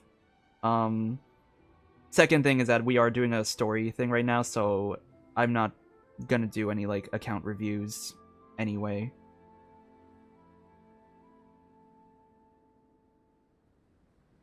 In my view, when a kid makes a face like that, it's actually a cry for help. So, what's really going on? You can tell us. If you keep it to yourself, we can't help you fix it. I remember Minnie saying in one of her letters how she hoped to go to Inazuma one day and work as an assistant comic book artist. That or become a prop maker, building true-to-life comic book items for fans. Jurato, okay. Jarato. Got it. But her mom and dad aren't very supportive of her goals. Could that have anything to do with the relentless training? Oh, okay. I'll explain. Veressa's right. My mom and dad don't approve of me moving abroad for work. I'm the baby of the family. There's a huge age gap between me and my older brother, and I was a pretty sickly child, so my parents worried a lot about me growing up. They don't like the thought of me moving so far away from home. They say they'd always be worrying about my health. Also, they'd rather I pick something more stable. The idea of trying to make a career in the comic book industry is crazy to them. They think I need to be more realistic. Get a real job. Oh no! No! They're clocking every single creative media, every single creative career person in the fan base. Oh no. Oh no, that's so real. That's so fucking real. Oh no. That's one of the tough challenges when it comes to being in the creative industry. Like, even for me, my parents are very supportive of me being, like, in the major that I'm in. They've been supportive of me wanting to be, like, in the creative media industry. But they, even still, they want... It's still that, like...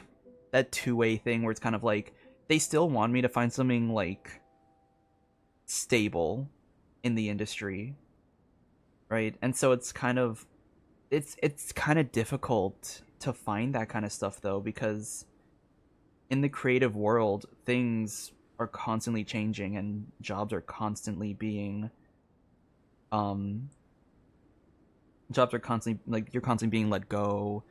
Sometimes you're just part of a project that lasts for a certain amount of time, so it's like the creative world is so like unstable. And that's kind of like that's like the difficult part with being in the industry in the first place. And sometimes it is hard to like I think for me like that's what part of it is for me what makes the job searching a little more difficult, because it's like I'm trying to find a job that is more stable, but at the same time the actual rate or the actual like availability for a stable creative job is like not that common.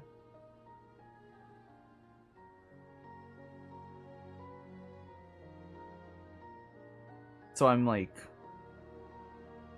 yeah.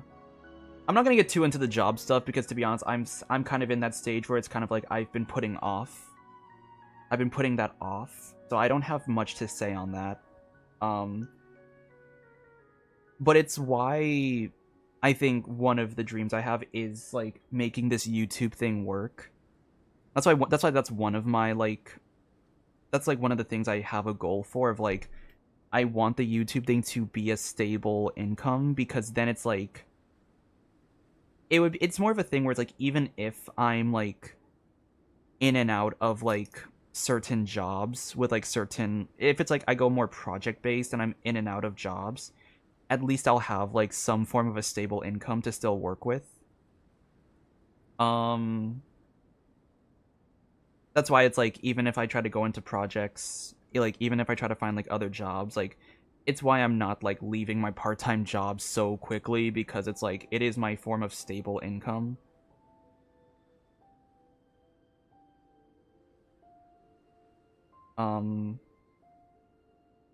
That's also why I think cost of living here also is really shitty.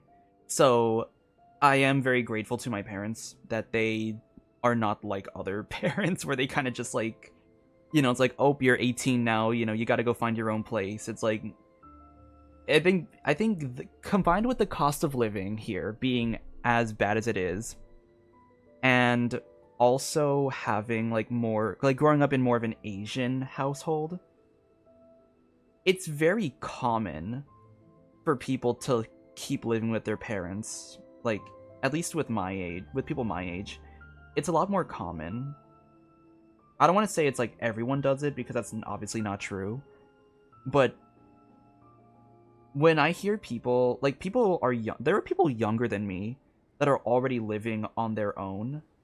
And it's like, I get really surprised hearing that, because I'm like, really? Like, you've already moved out of your house. Like, that's actually kind of crazy that you, like, more crazy that you're able to afford that. If they find roommates, it makes sense, but I feel like I know some people live on their own, and it's like they're affording that. And I'm like, that's really crazy. It's really impressive when they're able to do that. But yeah, I don't really know. I'm not super up to date on like other people's lives, so I'm not sure how they're faring in terms of this like economy, I guess. But I think 2025 for me was like kind of like a slowdown year, because a lot of stuff happened in 2025, so I kind of took a little bit of a break to like a break from like rushing life, I guess, to just kind of focus. Like, it really was like a focus on myself, figure out what I want type of year. 2026, I do want 2026 to be like a year where I can kind of like actually start looking for stuff, and maybe maybe like taking opportunities more often. I think that's another thing. I'm like, I see a lot of online stuff with the creative stuff, like people being like, oh, like, you know, we'd love to hire like an editor for videos, or we want to like hire like, you know, hire an editor, or like, you know, like hire somebody who can do this for us. And I'm like, maybe I think this might be like a year where I actually take more, like, in a way, take like risks with stuff like that. I'm trying to be, I guess for me, I'm trying to be less focused on like commitment. I think that's like that's a weird thing. That's kind of a weird thing to say for some people, but for me, I feel like I'm too focused on the idea of something being like my forever job. Like, I think I'm too focused on finding like the perfect career, when in reality it's like I could probably stand to like have less of a committed mindset to a thing. It's like, if a job doesn't work out, it doesn't work out, and I feel like I don't even take that step forward sometimes to like actually try maybe a new career, that I'm just here where I am, like in the same position.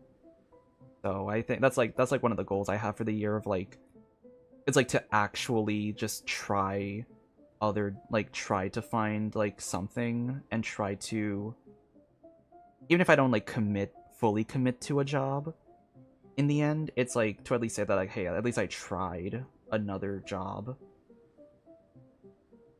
At least I tried applying, you know, like, and not just, you know, back out of it. I got a little too personal there.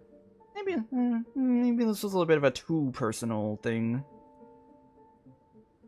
It's the middle of the day, and I'm talking about life. In the start of 2026, I'm talking about life goals and life struggles, while at the same time folding an origami star. But I don't know. I'm not in a position where I'm in the exact same position as Minnie here, because once again, my parents are very supportive of what I want to do. But it is also like, it's still one of the struggles. It's still like, I understand the struggle of like the, like, just the, like, I think like just outside my family, I still have those comments, or I just personally understand that, like, yeah, the creative industry it's not a stable industry, so it's like, you gotta be ready for like that instability aspect. But what employable skills do I even have? I can do art, and I can build stuff, but I'm no good at anything else. I don't want to get into another spiel, but I also really relate to this one. That's a really difficult... Oh, wow. No, that's also a mindset. That's also kind of a mindset that I struggle with.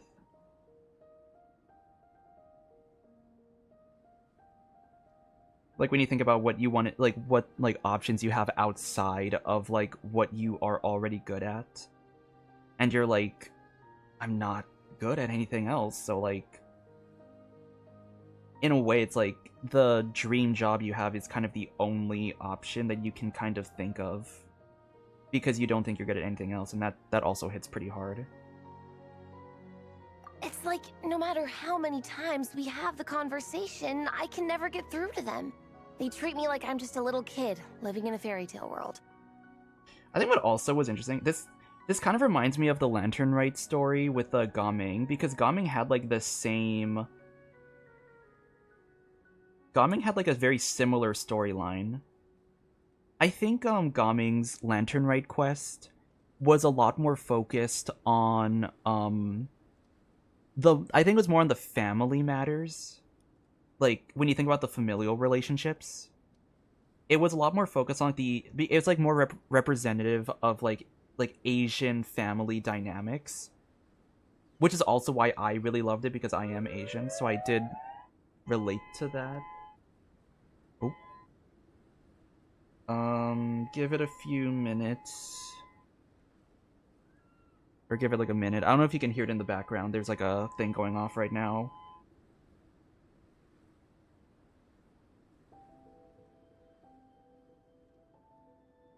Where I live, we have like these testing days for like sirens, basically. So nothing's happening for like, you know, just putting that out there. Nothing is happening. They're just testing the sirens. But I'm gonna wait for the sirens to stop before I continue with the quest.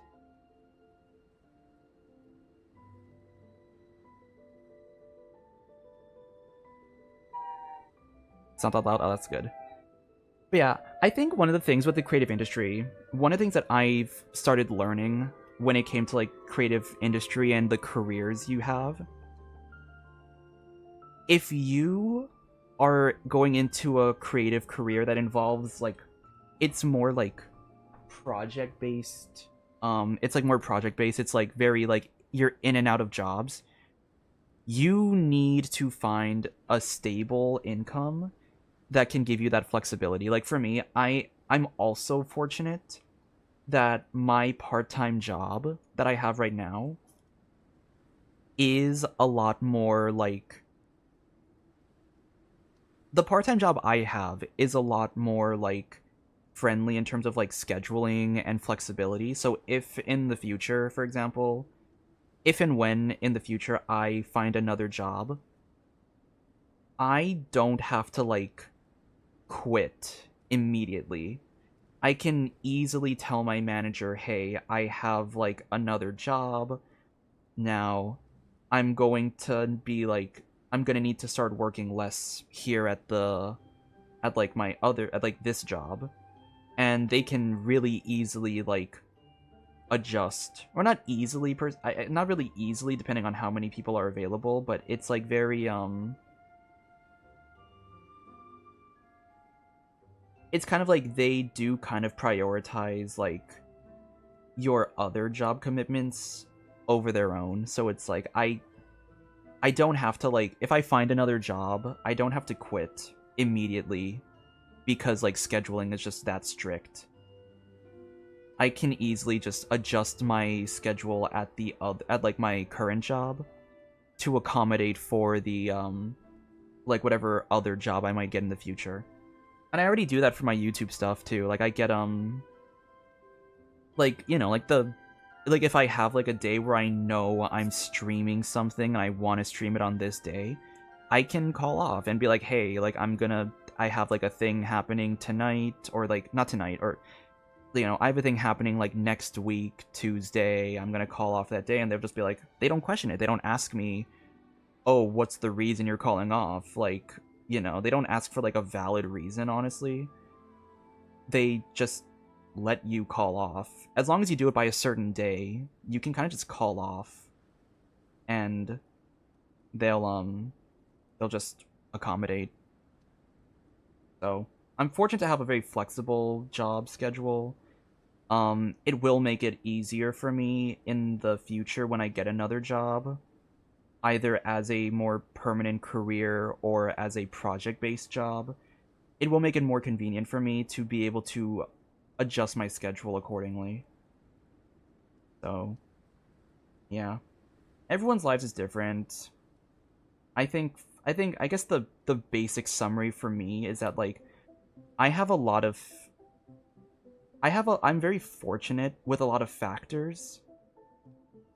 And I think starting very soon, I need to actually take advantage of that fortune, the fortunate factors, because it's like I should be taking advantage of that. If it's something that I have, I might as well like actually utilize it. But okay. We're gonna stop with the spiels. Unless Minnie drops another like heavily relatable line, that should be it for the personal life rambles for now. But this time, the situation is different. Suddenly, my friends came all the way to Mondstadt to see me because of our shared interest in comics. And then we signed up for a cross-country contest. That really surprised them. I'm sure they don't believe I can do it. So, I made a deal with my parents. If I pull this off and my team gets ranked, they have to start taking me seriously about what I want in life. Don't worry, Minnie. You're in good hands. Even Coach Yansan has praised me for how fast I can run. And she has high standards. And you've seen Shilonen when she gets going, right? She's as tough as they come. A real hero. She fought wars for her tribe. As long as we do well enough to get ranked, your parents will come around, right? I'm confident we can do that. We are all behind you on this. Veressa. Minnie, I still remember that time you sent Nepeka some of your work. Artwork of Fiatena, and a mask you built yourself. She showed them off to all the other kids in the tribe, and they loved them so much, they offered more to buy them off her. But Nepeka wasn't about to let go of them. Huh? Really? I had no idea anyone would want to pay for my artwork. Why wouldn't they? Your creations have real value. And while that's subjective in emotional terms, hey, the offer of more is a pretty objective measure. To me, that fact alone says that you already have a real job. That's so true. That's so true. That's another aspect that I think is really interesting. I'm sorry. We might get into another one. I think sometimes I get really caught up in the fact that like I do monetize my YouTube videos. I do make money on the channel, but I don't make enough that's like that makes it considered as a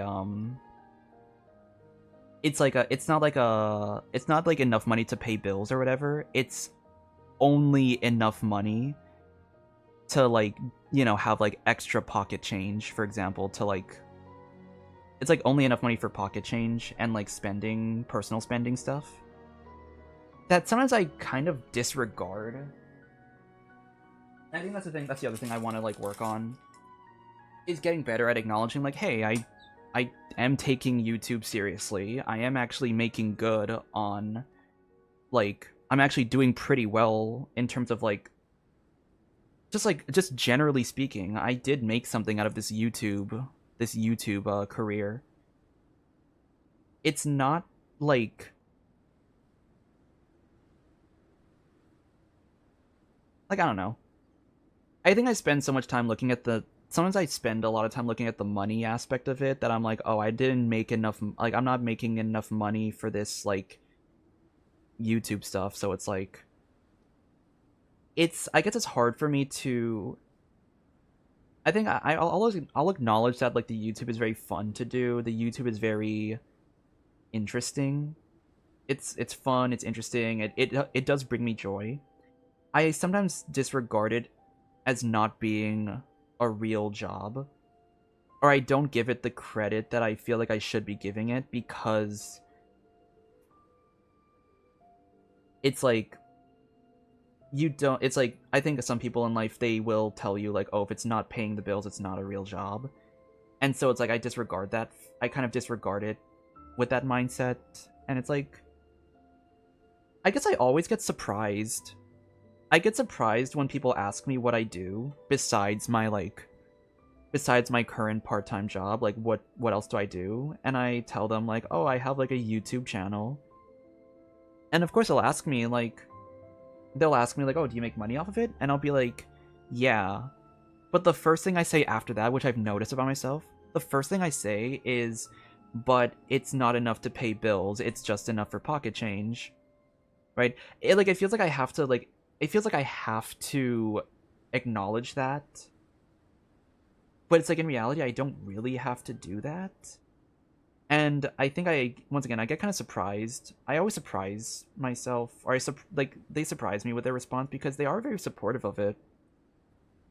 I tell them like, oh, I don't make enough to like pay bills, but I do make money off of it. And they're like, oh, that's still really cool. And I kind of I don't know.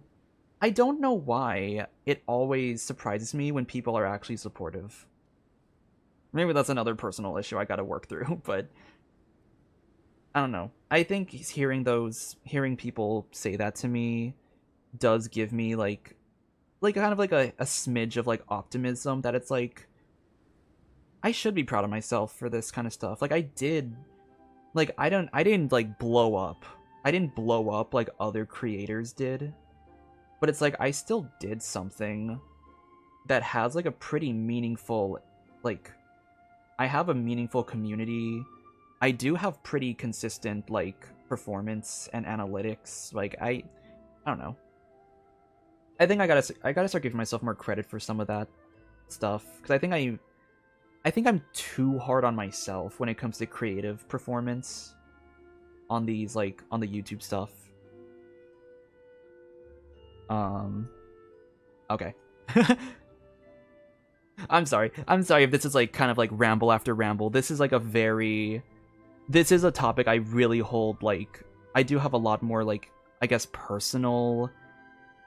I have personal experience with, like, with topics like this, so it is very, like, I do, like, want to talk about that a little more.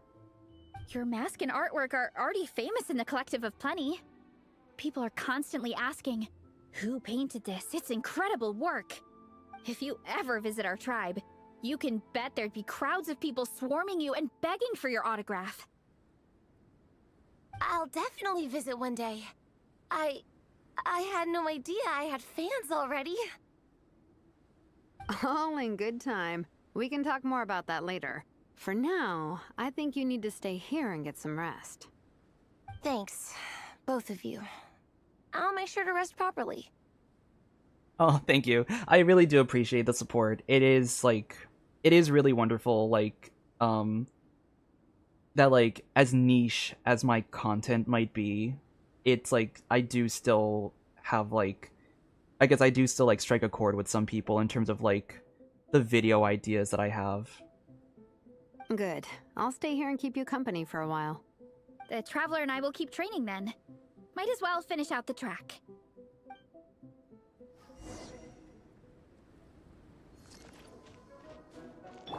Time to roll! You definitely don't want to stray off course on a mountain like this. It could get dangerous. Oh, Varessa, I've been on this mountain for getting 5 cold, years. There are some torches off to the side in this section. Just set one alight and warm yourself up. I've done this area for 5 years. I know, Varessa. Trust me.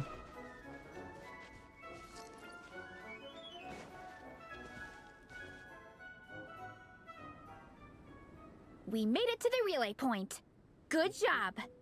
I gotta say, this terrain is seriously challenging. If people don't familiarize themselves with the course in advance, they could easily get lost on race day. But at least the organizing committee has taken the time to clearly mark out the course. And thankfully, there aren't many wild animals or monsters out here.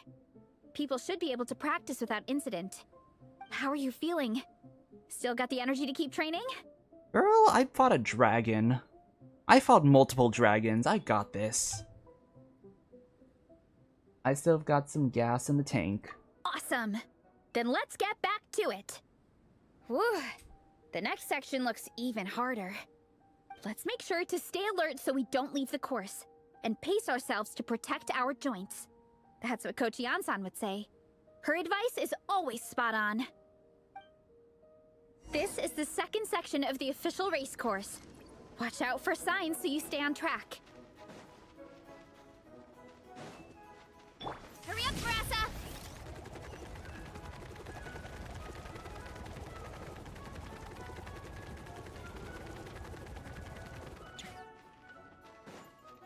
Time to roll! Watch out for that pit! Oh. Don't fall in! Bam.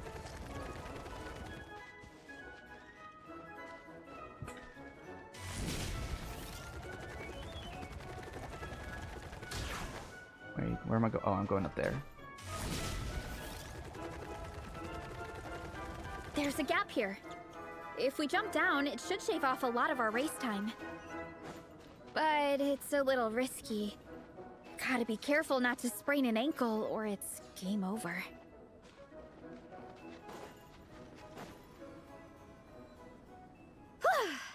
We made it to the relay point of Section 2. That's today's training target officially smashed.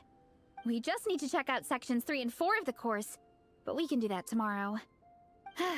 Now that we've stopped, it suddenly occurred to me. After a whole morning of running, we're still only halfway up the mountain. The day is young. You want to climb up to the summit? Kinda? But then again, I'm already freezing. And it must be even colder up at the top. Yeah, forget it. Let's head back. I'll catch a cold if I'm out here much longer. Why don't we regroup with Shilonen and Minnie, then head back together?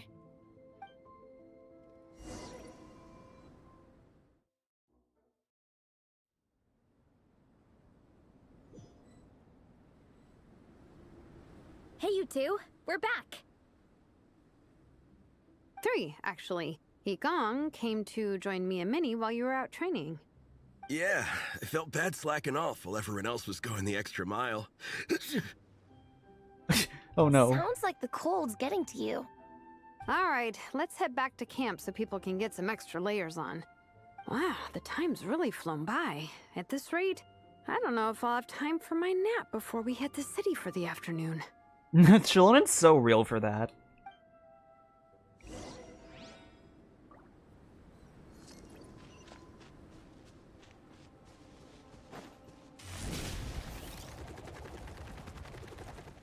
Hurry up, Brassa!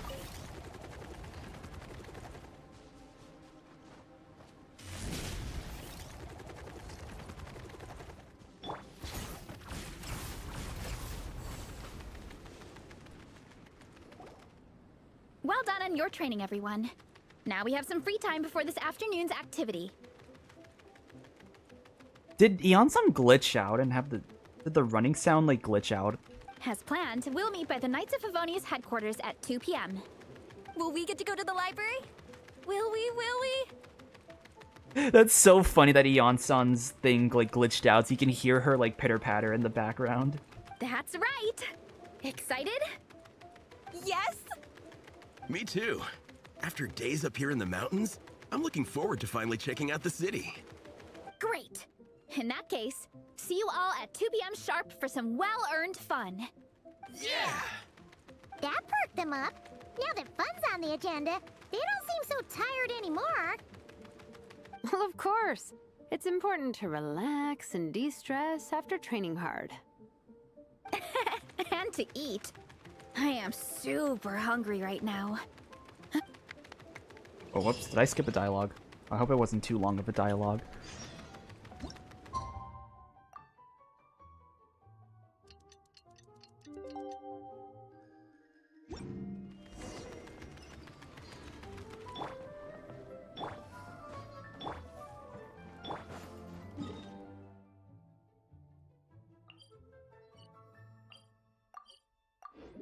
I wonder if I should start heating up some food for lunch. Maybe I should, actually. Because I realized what I'm having... Nice and warm. What I'm having for lunch is like, it's a shoyu chicken, and the sauce we put on that is like, kind of... It's like on the stickier side, which is gonna mess with my voice. So I wonder if I should eat a little earlier in the day. Maybe I'll do that. Maybe I'll eat a little earlier. That way, like, my throat can clear up before I do my voice acting scripts.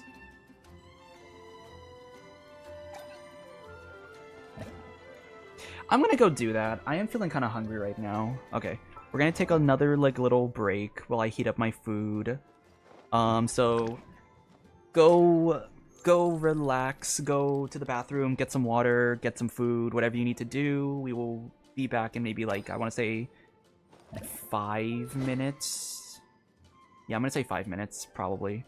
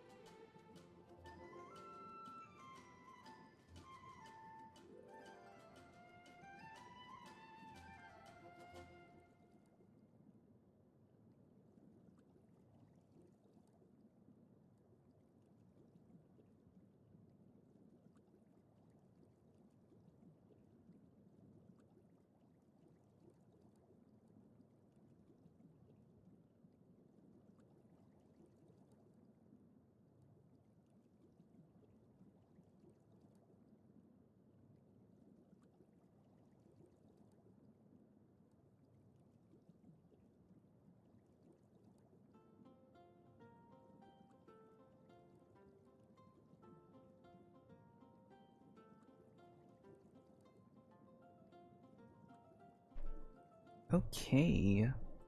We are back. I have my plate of food, so I just gotta wait for it to cool off a little bit. But at least I can eat now.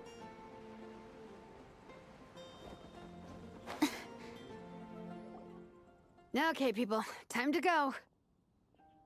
I wonder what the Mondstadt's comic collection is like. Don't let me down, Mondstadt Library. Shilonen, we made it! Nice, everyone's here. Let's go. Minnie and Varessa are already inside.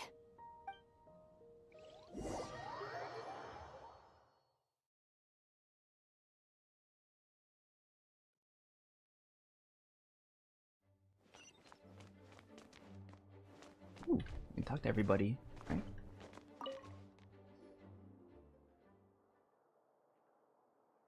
I am loving the atmosphere in here. The peace and quiet, the subtle scent of flowers in the air, plus the chairs look really comfy. Whoever runs this library has great taste. I wholeheartedly agree. Lisa is a woman of exceptional taste. Ooh, that being said, what happened to actually running the library? I don't see any staff anywhere. Lisa is also a woman of exceptional... I don't know, the bit's ruined. I couldn't think of a word in time. Lisa's probably taking her afternoon break at the moment. Afternoon break? I'm the one who should be on an afternoon break. That's it. Okay, I am taking a nap. You guys go hang with Varessa. I'm gonna find a table to pass out on. Yeah, it's just too cozy here not to. It'd be a shame to waste the opportunity. There, that table. I have been eyeing it since we got here.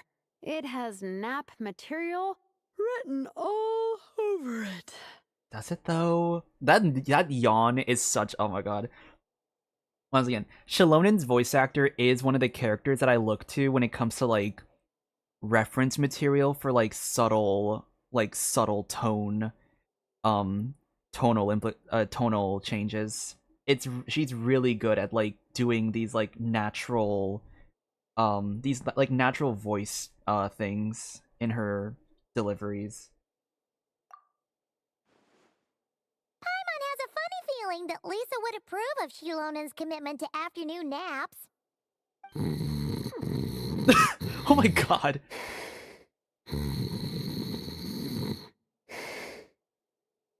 Damn, that was fast. Whoa, that was fast! 1 second she's talking to us, the next she's out like a light. Her work can't catch up to her here. Guess so. Happy napping, Shilonen.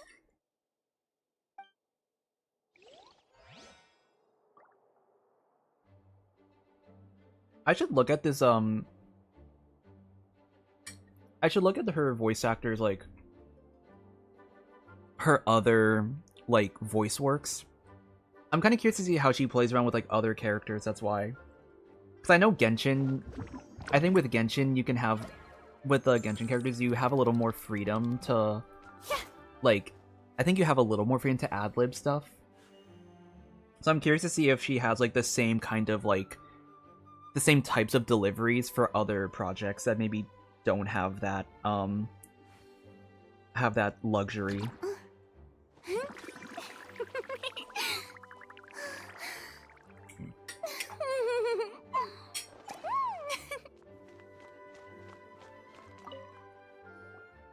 They don't seem to have a dedicated section for comics and light novels here.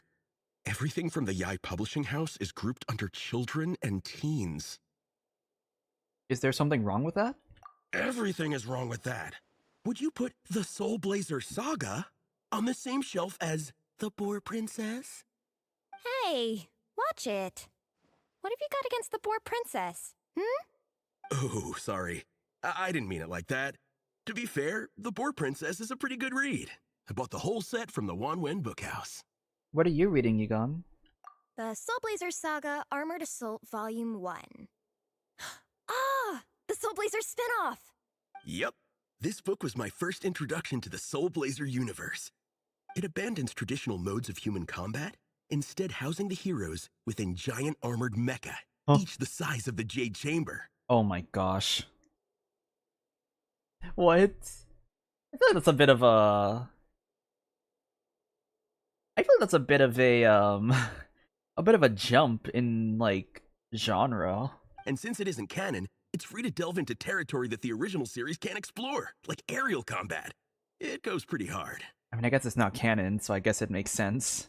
When I discovered this as a boy, I thought it was the coolest thing ever. As soon as I saw mecha and mid-air dogfights, I was hooked. So you're big into the mecha genre, huh? I sure am. After that, I was hunting down books in the Soulblazer series wherever I could find them. I even bought the Mecha Warrior action figures released by the Yai Publishing House. One of these days, guys, we already have, like, Sandrone with Polonia. I feel like we actually might get, like, a mecha character at some point. Like, it'd be so cool if they did, like, a, like, Diva from Overwatch. Like, a style like that. Where when a character... Like, Firefly, almost. Think of it like Firefly.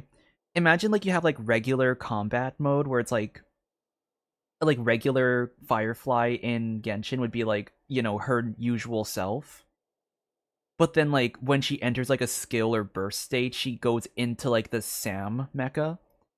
I feel like they could probably do that with, like, a character.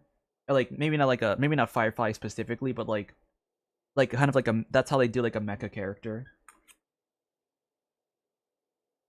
I do have, by the way, a Trailblazer concept already for Firefly for Genshin. Not sure when that's gonna come out, but the concept is written out. I gotta say, though, it really did a number on my savings.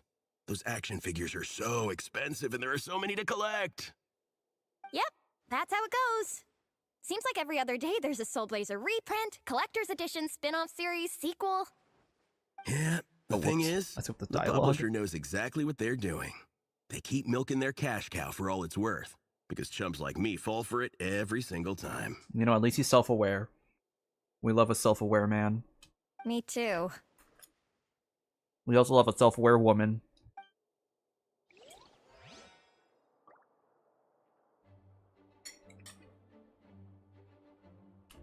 Oh wait, there's extra dialogue. Wait, let's look at the extra dialogue. Okay, well, you don't have that. You do. Yigong, which book are you gonna borrow? Just this one. Armored Assault, Volume 1. Can't beat the classics.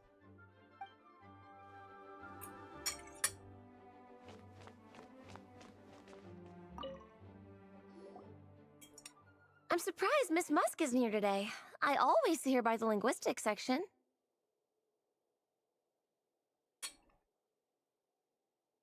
You guys know this place inside out, huh?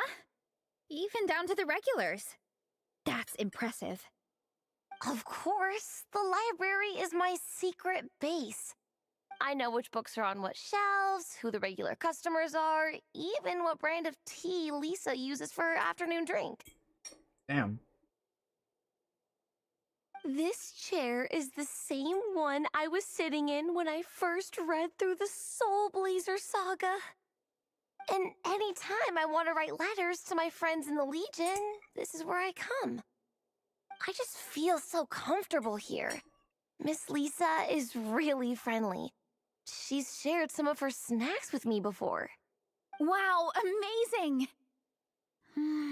Snacks. What I meant to say was, this library is totally different from the one back home. Instead of books, we have woven scrolls. They're usually hung up high on the walls, which means the shorter kids can't always see them. But I was always tall for my age. Whenever my friends wanted to read a woven scroll, they'd come get me to read it out for them. I got so used to reading woven scrolls in a group that when I eventually got into comics, I carried on the habit. It's more fun reading them together with friends. You think so? How does that work, though? 'Cause everyone reads at a different pace, right? It works fine. The faster readers just wait for the others to catch up before turning the page. Plus, with other people around, you can read for a bit, then chat for a bit, then read some more. Beats reading in silence. Funnily enough, that's actually how I got to know Shilonen. This one time, I came to her workshop planning to commission her for a job. When I arrived, I found Nepeka reading a comic book. And it turned out it was the Soulblazer saga! We were both pretty stoked to meet a fellow Soulblazer fan. And I guess we were chatting so loudly that we woke Shilonen up from her nap. She came over intending to quiet us down, but that turned into us roping Shilonen into reading comics with us. Oh, that's so sweet. Next thing you know, it was the middle of the night and we'd been at it for hours. Shilonen was so tired, she just laid down in between me and Nepeka and went to sleep. Ever since then, we've been the best of friends. That sounds so nice. I really want to meet Nepeka too. I hope I can visit Natland one day. We can make that happen. I'm sure Shilonen would be more than happy to introduce you. And don't forget to invite me too. It's just... Her parents. Hey, don't feel down. A deal's a deal. As long as we get ranked in the contest, your parents will have to respect your wishes. So let's put all our energy into doing the best we can. We're gonna get that ranking, and you're gonna go on that trip. I'll do my best.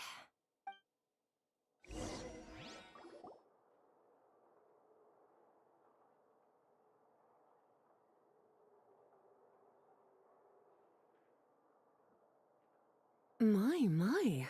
Looks like a lot of visitors snuck in while I was on my afternoon break. Hello, cutie. Hello, little Paimon. It's been too long. Dang, Lisa is getting a lot of, like, screen time this version. We were hoping we'd catch you, but you were on your break, so we just went ahead. That's quite all right. I'm sure your Natlanese friend here has read the library rules carefully and intends to abide by them. As for your other Natlanese friend, I'm glad to see someone appreciates the cozy atmosphere. She looks like she's having a wonderful nap. Now then, has everyone decided which books they'd like to borrow?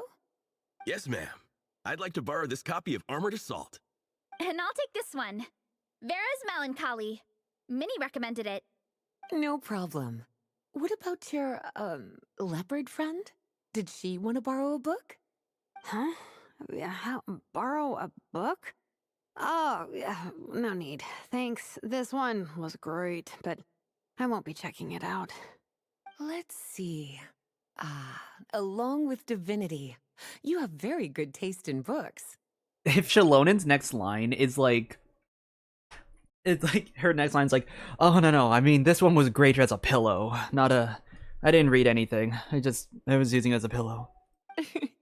Or should I say, good taste in pillows? Oh my gosh. I clocked that shit. Oh, yeah, sorry, that's my drool. Sorry. Okay. All right, let me fill out the register. Then you'll be free to take your books.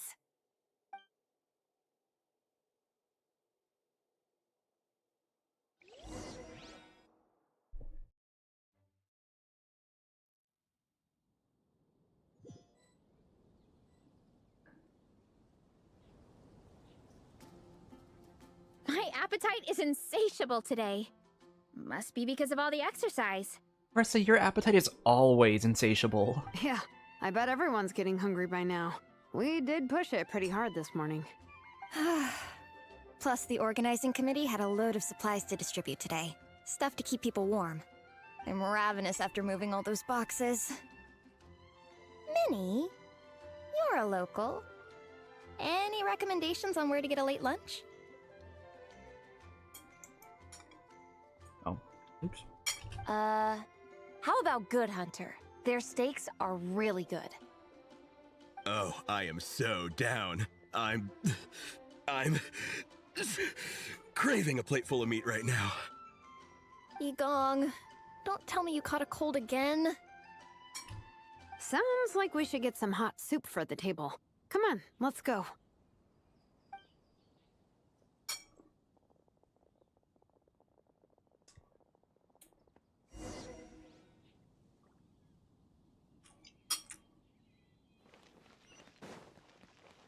I'm gonna play this one. I'm gonna play this on one hand because I gotta play it in the other.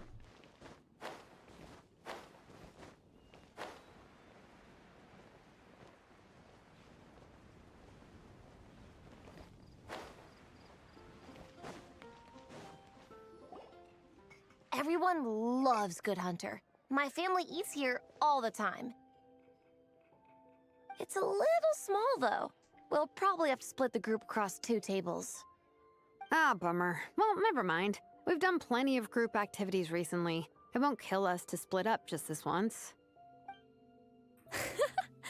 Captain's already been hypnotized by the menu. It smells so good. Meat stew? Seafood? Are you ready to order? Let's see. I guess I'll get the ball rolling.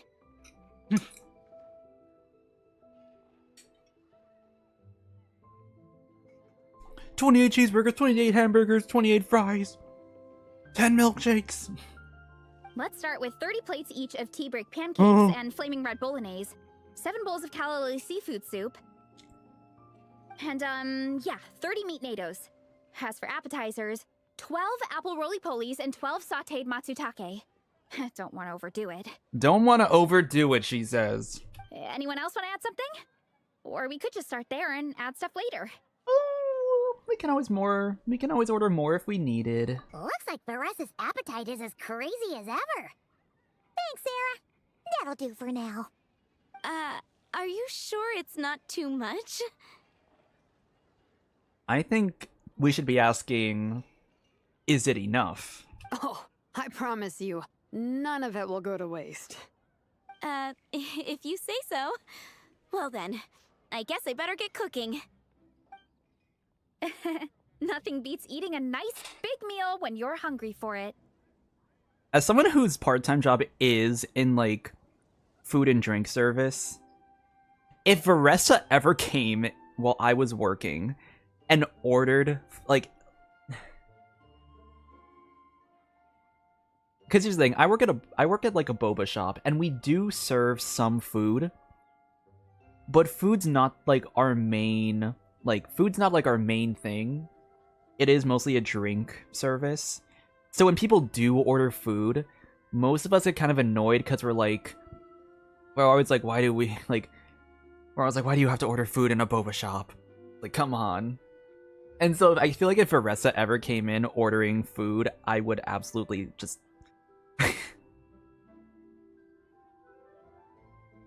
I think I would just off myself, honestly. I'd be like... Or I'd look to my coworker and I'd be like, so you're the one making the food now. Hey, I know that I'm technically assigned to be on food for the shift, but I think you should be the one to make all of that.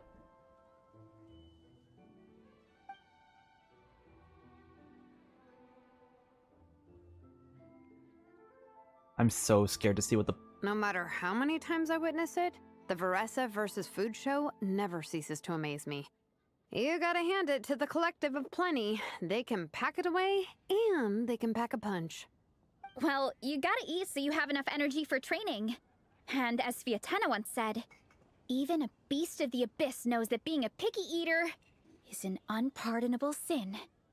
So all the more reason for us to eat our fill. Oh, I know that line. It's from that Oh my standalone special. gosh. Fiatena versus Abyss Lecter. Battle of the Meat Feasters, right? Wow. They have a food special. That's crazy.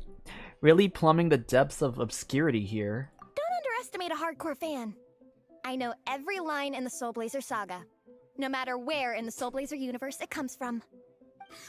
Nice one, Alrani. The writers had fun with that one, didn't they? Pure comedy. Can you imagine if that was based on a true story? An eating competition with an abyssal monster. Such a hilarious proposition. Could you imagine if Mawika just popped up and said, like, nope, that's canon. That actually happened. Yeah, it's really stretching the boundaries of possibilities. I guess it takes a certain kind of talent to come up with ideas like that. Wacky ideas are one thing, but what really blows my mind is the characterization process. The way they take historical figures like Fiatena and breathe new life into them as comic book heroes is just so impressive. Some people think I'm not enough. I have 2 words for those people. Think again. That's one of my favorite Fiatena quotes of all time. That's from the Soulblazer Saga Volume 3. Just FYI. Oh my gosh. You guys are getting the most wonderful ASMR, I bet. Me eating from my plate. Thanks, Alrani. Minnie, do you have a favorite Soulblazer quote? Or a favorite plot point in general? I think for me, it's the way they portray Fiatenna's dream. Despite the endless numbers of monsters, and even when the Abyss seems like a never-ending threat, Fiatenna never gives up fighting for her dream homeland. Okay, I finished eating my food. You guys don't get no more ASMR. Maybe it is impossible, but if we don't try, we'll never know. Oh, yeah. I love that line, too. Volume 3 strikes again. FYI. No matter what, Fiatenna always stays true to her dreams. That's why she'll always be my favorite hero. Same.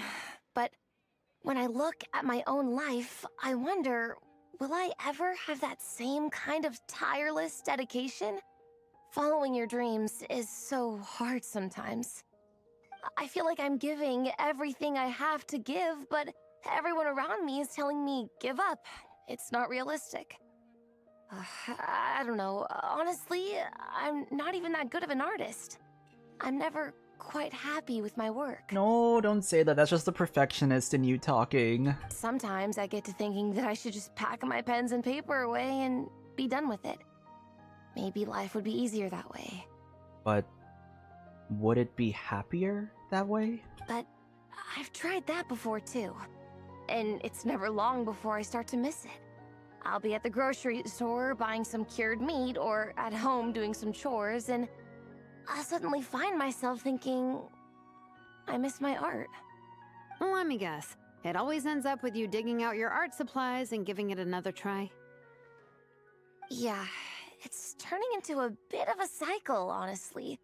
I keep flip-flopping between, that's it, I'm never painting again, and no, I gotta keep trying. Who am I kidding? I'll never have Fiatenna's perseverance. You're thinking about it all wrong, Minnie. Even Fiatenna had days when she didn't feel like training or eating right. Having tireless dedication doesn't mean doing the same thing on repeat every day. To me, dedication just means being passionate about something. Wherever you go, whatever you do, you always carry it in your heart. Sometimes you let yourself go, but it's okay. You can always get back on the wagon. If you lose muscle or stamina, you just build it back up again. The important thing is to keep that passion alive through all the ups and downs. As Fiatenna said, there is only one eternal power in this world, the power of love. Me watching Once Upon a Time right now and like the power of true love being like the ultimate power. It's really great watching that show, by the way. I'm like rewatching it after like 10 years. Exactly!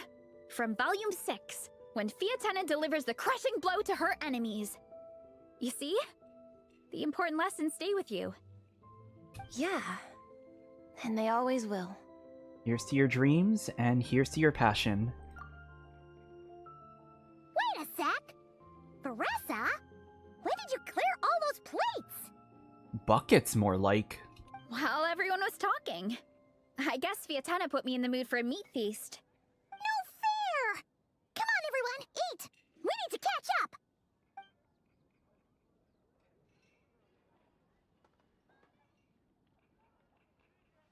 So full. I can't eat another bite. I'm absolutely stuffed. Should we head back to camp? We can walk off some of that food.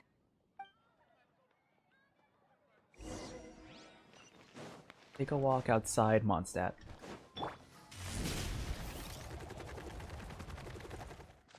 In terms of eating habits, me and Vanessa have very opposite habits, because I am really, like... I have a really small... Not like a really small, but I have a pretty small appetite.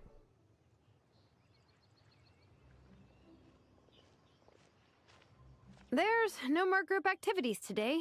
Once we get back to camp, everyone's free to do their own thing. That's a relief. I'm about to go into a food coma. Oh, Minnie, where have you been? I've been looking everywhere for you. Is that the dad? Patton? What is it? Is something wrong? What do you think? You've been gone for days and haven't checked in once. Mom and Dad are worried. I've been out training for the race with my friends all morning. We just got back and everyone was hungry, so we came to get some food. Mom and Dad should know about it, though. I told them I signed up for a cross-country contest and I'll be at Dragonspine practicing in the days leading up to it. They agreed and everything. Yeah, well, you know what they're like. They agree at first, but then several days go by without seeing you, and now they're freaking out.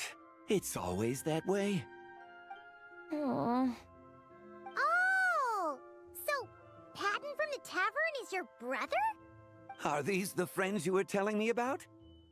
Wait, honorary knight? Is this Keith Silverstein? It sounds like Keith Silverstein doing like a really you know, we know him as Zhongli, like, and Hawkmoth, like, you know, like the really deep voices. I think this is him doing a higher pitched voice though.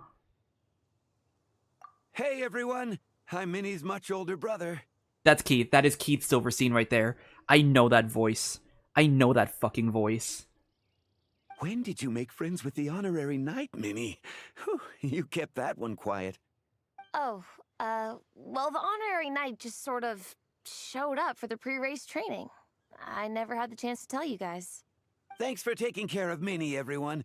I hope she hasn't been too much trouble. Don't be silly. Minnie's our good friend. We've been hanging out, training together. It's been super fun. Good. Glad to hear it. Okay, well, Mom and Dad said to tell you they miss you and they hope you come home soon. It's great that you've got a hobby you're so passionate about, but don't let it take up all your time, okay? You gotta come home and check in once in a while. Come home as soon as you can, okay? You can go back to training tomorrow. We don't want Mom and Dad blowing a gasket. Okay, I get it. I'm heading back to the camp with my friends now, but once we get there, I'll grab my luggage and head home. Okay, great. Make it quick, though. Otherwise, Mom and Dad will probably go all the way to Dragonspine looking for you. Sorry to intrude, everyone. Have a great day. I'd better get back to the tavern now. Wait, I just realized Charles Charles from the tavern is also voiced by Keith Silverstein. So that means that both of the Dragonspine, Stuff. It's so... both of the Angel Share workers are voiced by Keith Silverstein. Man, I almost forgot how cold the mountain was. The difference between here and the city is mind-boggling. I'm gonna go warm up in the tent. I'll join you. Right now, I just want to wrap myself in blankets and let the food coma run its course. I'd better come too so I can grab my luggage. I thought the parents were gonna wait for her to come home. Minnie! There you are, young lady. Mom, Dad, you actually came. What choice did we have? When were you planning on coming home? I thought this was supposed to only last a couple of days, but you've been gone for most of the week.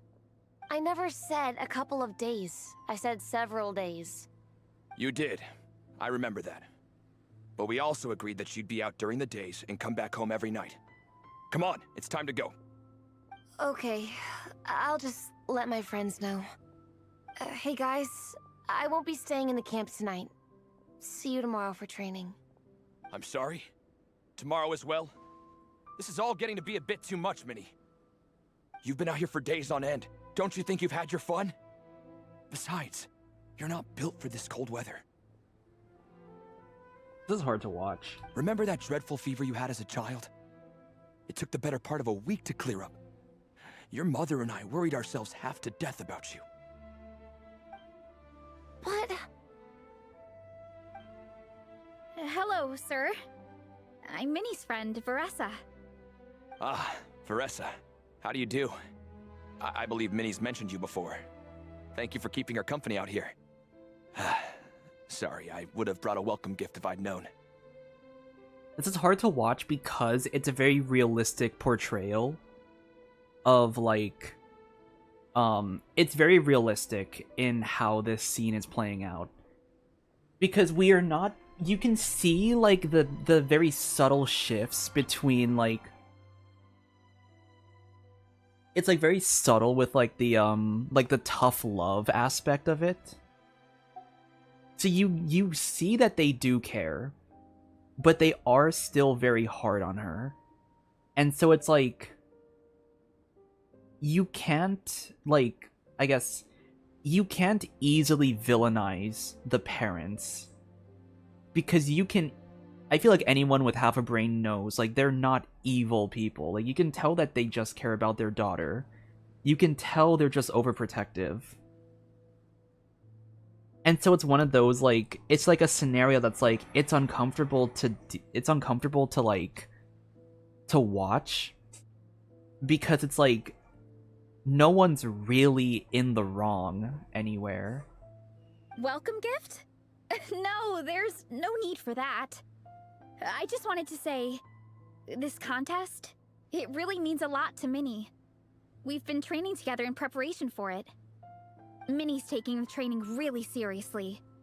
Every day she starts earlier and finishes later than anyone else. Whether it's strength training or practicing out on the race course, she's been working the hardest out of everyone in our group. Didn't you make a deal with her? I heard that as long as Minnie gets ranked in the contest, you'll consider letting her do what she wants with her life? Yeah, controlling parents is a very slippery slope. It's very, like, you know, it is a very serious thing. I think, but once again, it's like, it's realistic. It's not like a, like, I think it would have been a lot easier, for example, to villainize the parents if they continuously, like, for example, talked down on Minnie, or if they, like, were saying, like, really hurtful things to get her to do what they want, which we have had in the past with, like, some of the story quests. We have seen examples of, like, very aggressive parenting. And this one is kind of like, once again, this one, I think this one's a lot more realistic in how most parents would act when they're overprotective. Her greatest wish is to work in the comic book industry, and she's putting so much work into it. Surely you don't want to see all her efforts go to waste. Of course not. But the thing is... Mom, That's enough! What's more important? Your comics or your health? I don't know how many times we've told you. It's great that you have a hobby, but you need to learn the difference between work and play. When's it going to stop, Minnie? When you ruin your health in the name of fun? Don't take your father's words too hard, Minnie. Both of us just want what's best for you. Okay, now this scene is a little like, ooh. I like how it's just saying, like, oh yeah, they're not, like, being too aggressive on her. Like, she's still kind of, like, you know, she's still being like this and that, and then, that's kind of, this wording is very harsh. This is really harsh wording. You're still young, and it's great that you have something you're passionate about. But at some point, you need to think about your future. I've seen your artwork, and I do think you have a wonderful talent. But being a comic book artist just isn't a stable career. I'm sorry, Minnie. I didn't mean to be so harsh. Yeah, I think these parents are a great example of, like, your heart's in the right place, but your words and actions aren't. Like, they're not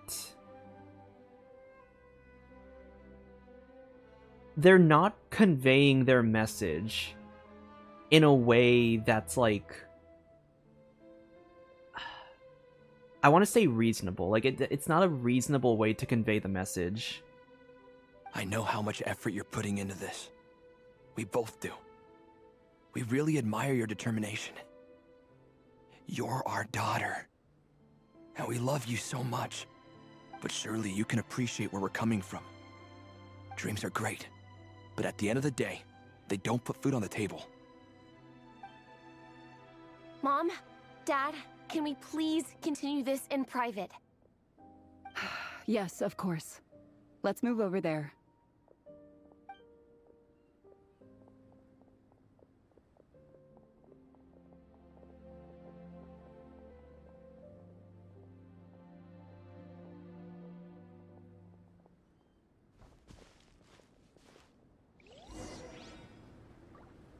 I think this is also a really interesting, the character choices with like having like who's interacting with who.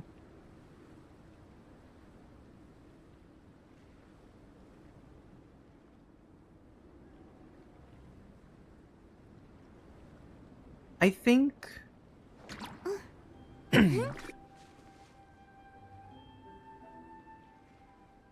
I think like Veressa is a really I think Veressa made sense in terms of like the character choice for the quest because of the Fiatena stuff. Shilonen is a really I think Shilonen's a great character choice for this quest. Because you can kind of see some parallels, not like exact parallels to her story quest. But when you look back on the story quest of Shilonen's thing, it's like a mother-daughter dynamic, right? And Shilonen is like she's great at picking up on these behaviors with like parent and daughter.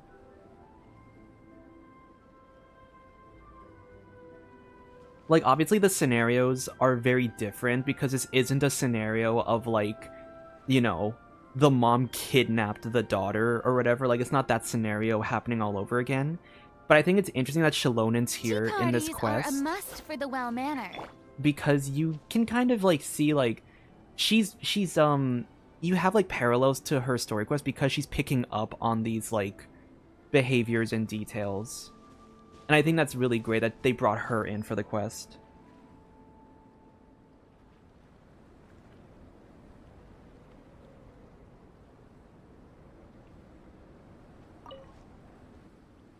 Oh, things got pretty intense with Minnie's parents there.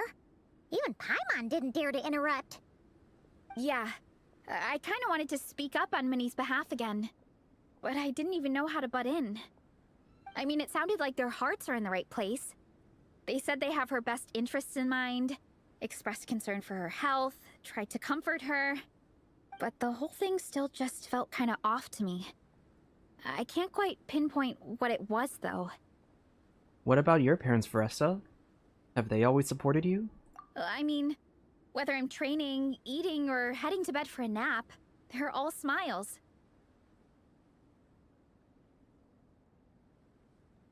But Minnie's parents, neither of them were smiling when they spoke to her just now. Their words were caring, but their tone was so angry. I don't understand it. I'm so curious to see what Shilonen's gonna say. It sounds like they don't want to let Minnie take part in the contest. But then all her hard work will have been for nothing. What are we gonna do?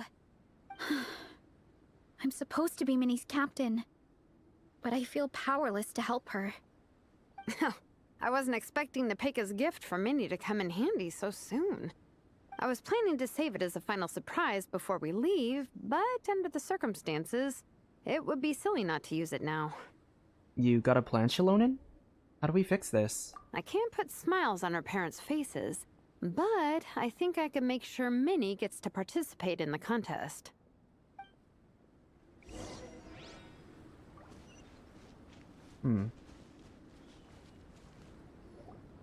That's not true.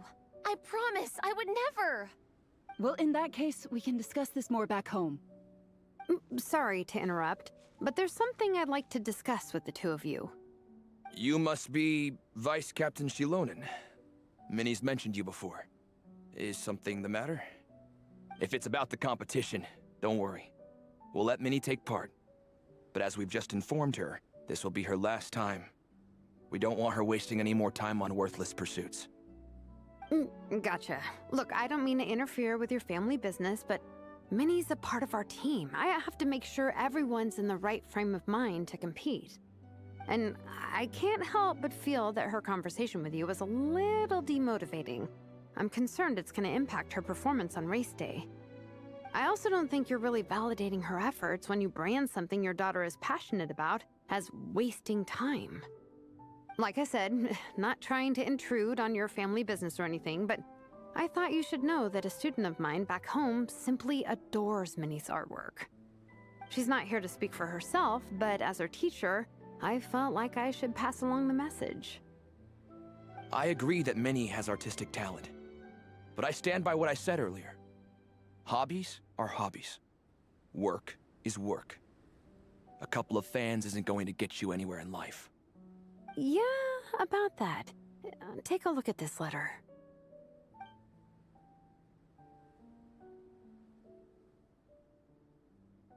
What's this? Let's call it a token of appreciation from Minnie's fan base.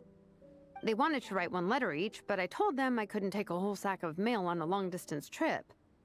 So instead, my student Nepeka arranged for them all to make a group painting for Minnie.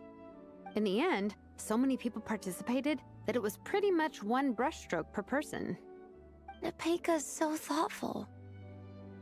Sorry, Minnie. Nepeka wanted me to give this to you as a surprise after the competition, but given the situation, I made the executive decision to give it to you now. So how many people is this? You think Minnie's wasting her time because in your eyes, making art isn't a worthwhile job? And when you use words like worthless, what you're really saying is it's not a stable source of income. Am I right? Yes, you're right. Well, now you have another way to measure worth. Your daughter's artwork has attracted a whole lot of fans, and very enthusiastic ones at that.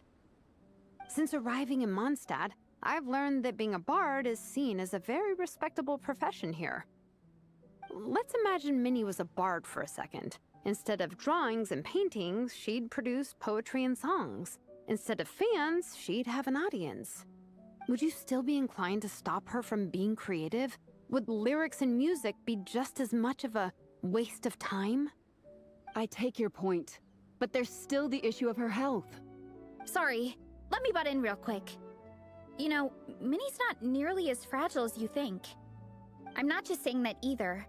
I've been doing competitive sports in my tribe since I was a little kid, so I know what I'm talking about. Sure, Minnie's not built like a pro bodybuilder, but she's got great potential. A sensible amount of exercise is good for her health. Far better than staying cooped up at home all the time. Mom, Dad, my health is a lot better these days. Really, I feel great. Now that I'm training every day, my appetite's improved and I'm sleeping better. Minnie, sometimes I forget how grown up you are now. You're your own person with your own ideas. To tell you the truth, your mother and I don't really understand this whole world of comics and Yai Publishing House. When all's said and done, we just want you to have a safe and stable life. The last thing we want is to see you suffer. But a deal is a deal. This competition clearly means a lot to you. So, give it your best shot. See it through to the end. I will. Don't worry. I'll make sure Minnie gets through this safe and sound. Thank you, Honorary Knight. It really does ease my mind knowing that you're on the team. I think I've said enough for one day. Minnie, you're free to attend training and attend the competition. But you're not to stay out at night. Come home and sleep in your own bed. Understand? Yes, Dad.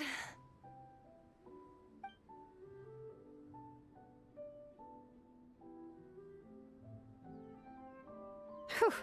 At least we got there in the end.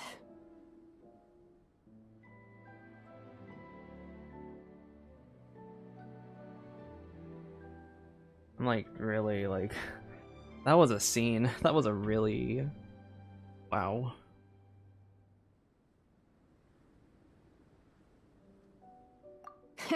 It was a shot in the dark, honestly. I'm not good at dealing with family drama. Sure as heck didn't have a plan B, so it's a good thing the letter worked. This is way more than I signed up for. I only came here to buy that, merch stuff or whatever.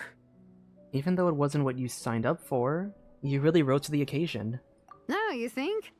I don't know. Seeing how Minnie's parents were acting, it just reminded me of a similar situation from a while back. What was I saying earlier? It's like, she's good at recognizing these things with, like, certain, like, parent behaviors. She had that, she knows what that's like. She knows, like, the experience of, like, with Nepeka. Sometimes someone can love their idea of another person so much that they'll try to mold them to fit that mental image. But if love is starting to restrict your freedom, it's time to get out. Anyway, Minnie's parents aren't nearly that extreme. Let's go get ready. Tomorrow is race day and we have to deliver results.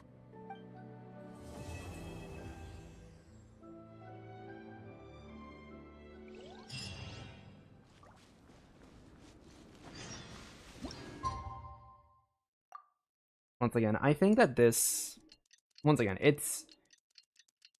it's not comfortable to watch, like, stuff like this happen in a scene. It's not, like, a comfortable situation, but it is realistic. And I think the way that it was worded, I think, like, the way Varese worded it is very, like, how it was worded in all of these, like, dialogues is very, like, I think, like, basically what I was trying to convey myself. Their hearts are in the right place, but the way that they word things, the way, like, their wording of it, and the way that they're viewing Minnie's efforts, it's in the right, the hearts are in the right place, but it's very, like, they're wording it in such extreme ways that demoralize and demotivate. And they also put, it's, like, also very common that they're putting more, they put more emphasis on monetary. I think, like, that's like a big thing when it comes to when you think about a lot of, like, the family dynamic stuff. That's also a very common thing. Parents want their kids to have a comfortable life. They want their kids to have they want their kids to have a comfortable life, especially when you think about Asian parents. I think I don't want to stereotype it as just Asian because it could be any, like, race or ethnicity.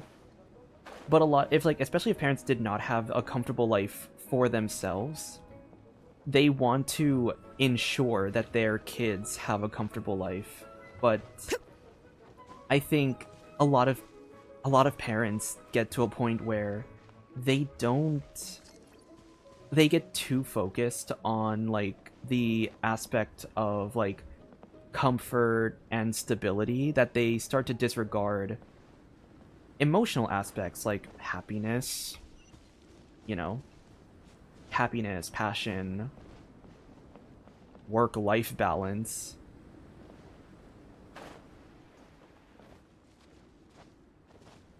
But yeah, I do think that Minnie's parents are, like, realistic portrayals of parents like this. It's not pleasant portrayals, They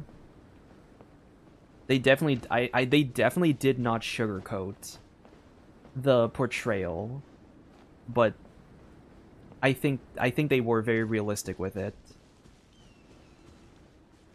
The cross-country contest is about to begin! So many people have shown up! How's everyone doing? Feeling ready? Towels, hot soup, warm blankets. Yeah, I think I'm all set. Captain is taking the team through a warm-up as planned. Once the race starts, I'll go wait at the finish line to hand out water and blankets to the contestants. I got here a little late because I was coming from home. Are they still warming up? The race is gonna start any minute. Yeah. I wonder what's taking them so long. Oh. It's not like Veressa and Shilonen to be behind schedule. Okay, we'll go check on them. Thanks, guys. From what I saw with the timestamps on these, I think this one's like really short, apparently. Apparently it's like 15 minutes or so. So with the pace I go, it's probably going to be like maybe 20 minutes. Oh no. Hey! They finally emerged from the tent! Guys, what's wrong? You all look so serious. It's Igong. He's come down with the fever. I wish I'd acted sooner. I've been checking in with him constantly since he started sneezing. And he said he was fine, but still, I should have known better. He probably hoped he could tough it out until the end of the competition, but now it's broken into a full-blown fever. He doesn't even have the energy to get out of bed. We've been in touch with the organizing committee, and they're making sure he stays warm and takes his medication. They actually sent a medic to look after him, so he's in good hands. Well, that's good, but what about the race? You're one team member short, and it's about to kick off any minute. Yeah, what are we gonna do? This race is a huge deal for all of us. Minnie's parents are already waiting at the finish line. Our only hope now is... Me? I can try. That was our first thought too. You've trained with us, so you know the course. Plus, you have a good level of fitness and plenty of outdoor experience. I don't feel great about roping you in at the last minute, though. There's nothing worse than someone dumping an urgent job on you when you least expect it, and making you feel like you can't turn it down. We'd love to have you on the team, but only if you're willing. Soulblazers don't give up without a fight. To Miney to the rescue once again! You'll always be Natlan's hero, Traveler. Wherever you go, we place our pride and our hope in you. Alright, let's save the fawning for later. We don't have much time. The order for the relay will be as follows. First me, second Traveler, third Veressa, and finally Minnie. Your section of the course is the first uphill stretch. Remember to pace yourself and conserve your energy. Don't try to sprint the whole way. Once I hand you the baton, follow the signs until you reach the statue, where you'll hand it off to Veressa. We can do this, guys. Got it. All right, time to make a move. Everyone, get to your starting positions. Who am I pulling for? Ugh, dude, the banners are evil banners. I wanted to pull for Columbina and Inefa, and I was hoping they were going to be on two, like, separate halves of the banner. But now I gotta front load my... I'm probably gonna have to spend, honestly, for this patch. Or this next patch. Like, I'm pretty sure I gotta get, Actually, wait, do I have the top-ups available?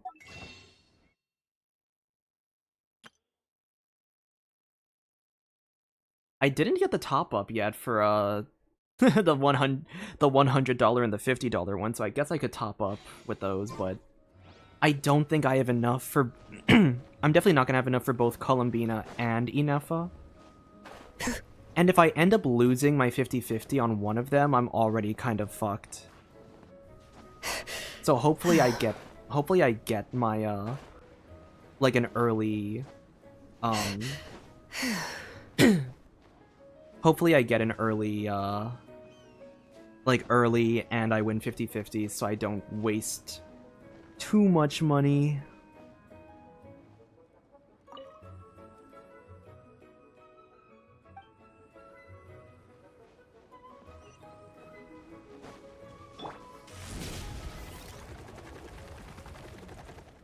Time to roll!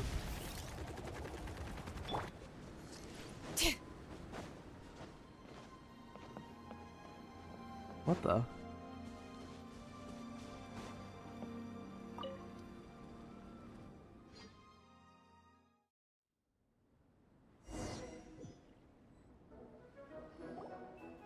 Contestants, spectators, welcome to the Dragonspine International Cross Country Challenge.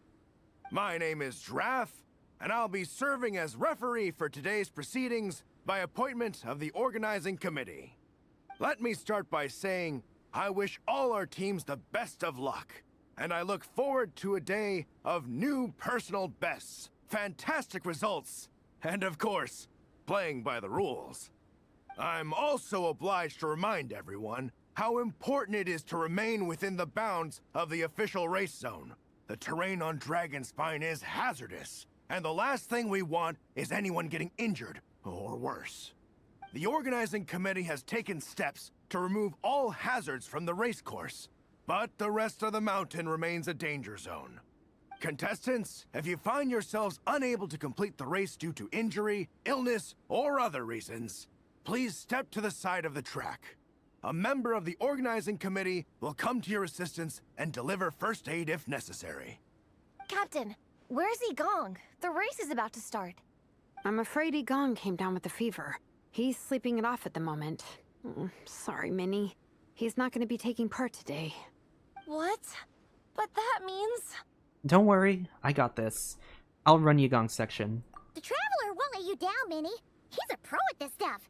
Heck, you might even have a shot at first place. Okay, got it. Thanks for coming to the rescue.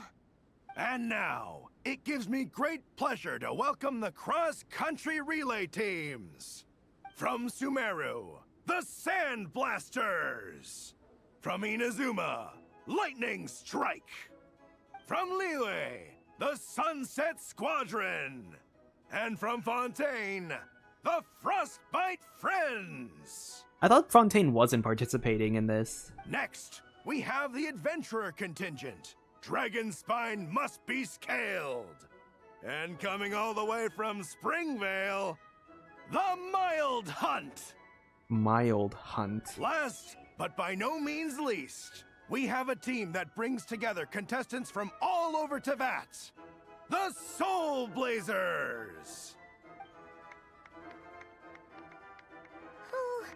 Looks like we've got some pretty strong competition. Don't panic. There's no need to be nervous. Think about Fiatenna. It's time to show our courage. Together, there's no obstacle we can't overcome. And if there is, just charge right on through. I'm not sure that's an option for everyone else. Okay, fine. Yeah, charge it is. I'm not gonna nitpick your motivational speech. I'll show you how it's done. I'm gonna give it my all. I believe in our team, and I believe in me. Will all contestants please proceed to your starting positions? I wonder if you're actually going to, like, be running the race. Like, because Shalonen, Veressa, and Traveler are playable. And we have played as an NPC before in the Sumeru Archon quest, so it's like, I'm pretty sure we might actually be running, like, with all the characters. Ready? Go!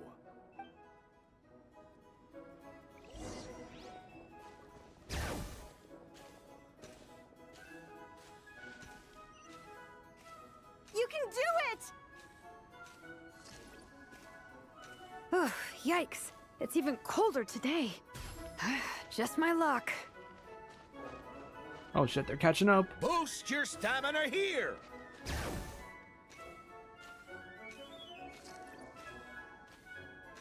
Oh, the Traveler's up ahead. Time to pass on the baton. Eyes on the road! Whew, made it. Great, I'll take it from here.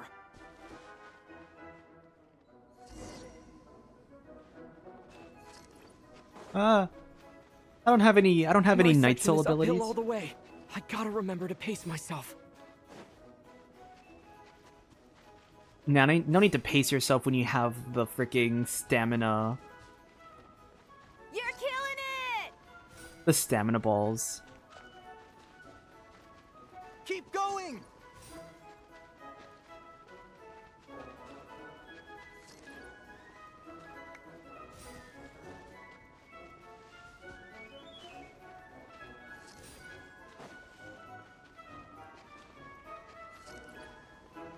Such whimsical music.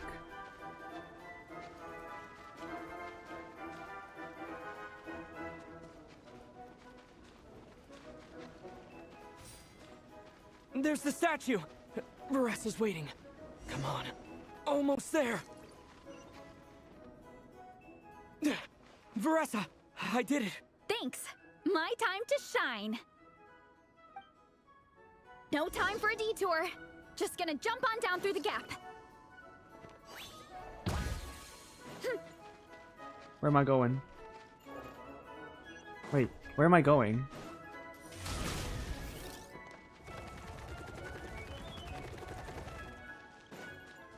Oh, I am going this way. Time to roll. It's the downhill stretch. Full speed ahead. Minnie's waiting for me. Yeah! Speed Demon! Minnie, you take it from here. I'll be right behind you. All right, here goes nothing.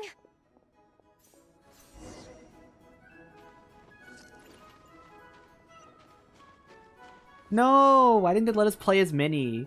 We have mannequins now. Like they could have done like a mannequin type of like thing.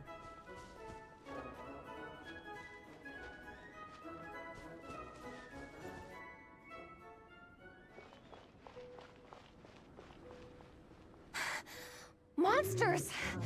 At least they're not on the course. Better steer clear.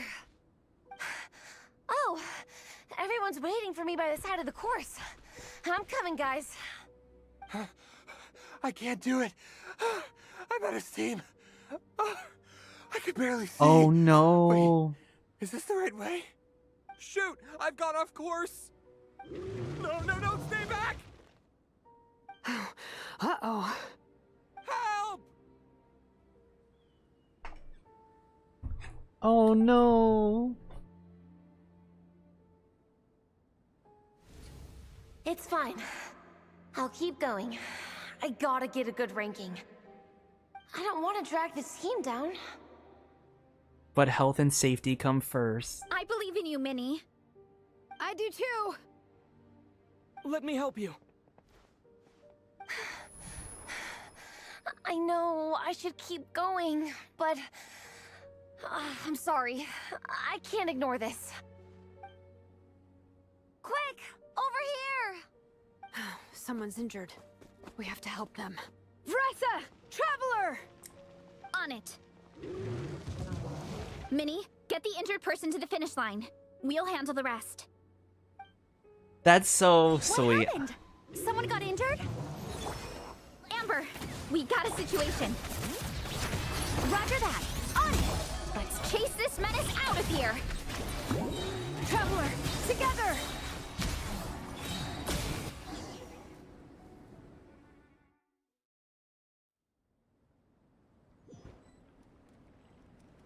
It's giving Cars. Don't blame yourself, Minnie. It's not your fault. It's kind of giving Cars. You know, like when Lightning McQueen sacrificed the race to help that injured car get past the finish line.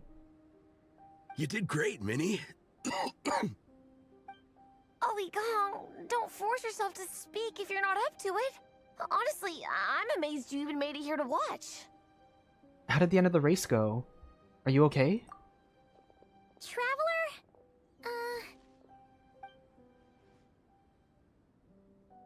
It's okay. I'll explain. I'm really sorry, Honorary Knight, but by the time I got that wounded guy to the finish line, all the other teams had finished the race. The staff have taken him to get checked out, so I think he'll be okay. But we didn't get the results we wanted. I'm sorry. You guys were leading the whole way, and I went and let the team down. No, don't say that. You did good. Oh, Minnie. When I first saw that guy in trouble, I hesitated for a moment. Everyone's worked so hard to get here. If I hadn't gone back to help him, we would have actually gotten a decent ranking. Amber and the emergency staff were nearby, and you guys weren't far away either. It's not like he would have been in life-threatening danger if I'd carried on. But I just couldn't tear myself away.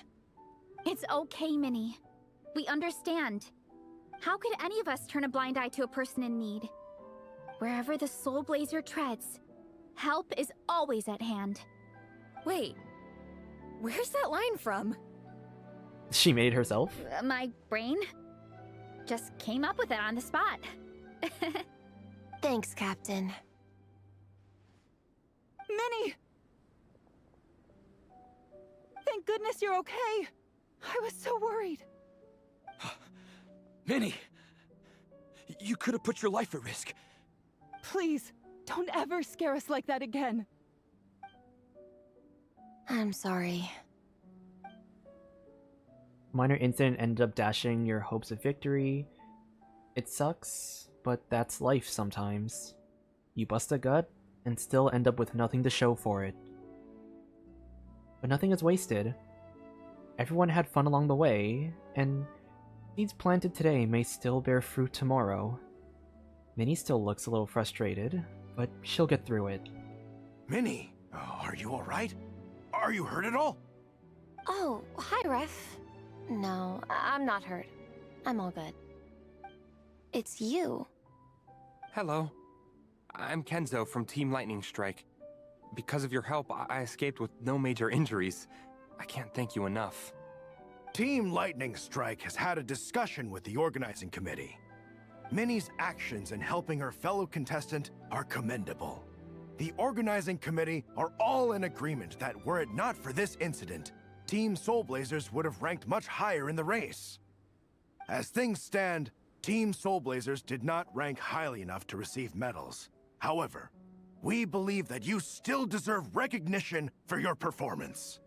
Therefore, in addition to the medals for winners and runners-up, the organizing committee has decided to issue a special honorary medal to your team, recognizing your commitment to putting lives first. Yes, that is exactly how it should be done. Do you know the best feature of Milastra? I do not. I don't know which one you're referring to. Thank you, Mr. Draff. Mom, Dad, I know what you're gonna say. A deal's a deal. I won't fight it. Very well. Then we'll stick to what we all agreed. From now on, Minnie, as long as you promise to be careful, you are free to go traveling abroad. What? But Dad, I thought... You achieved what you set out to do. You got ranked in the competition. Maybe it wasn't the ranking you hoped for, but it's enough for me. And for me. Look, you even have a medal to prove it. You know, maybe we should turn this into a family vacation. Yes, let's all go and visit Yae Publishing House together.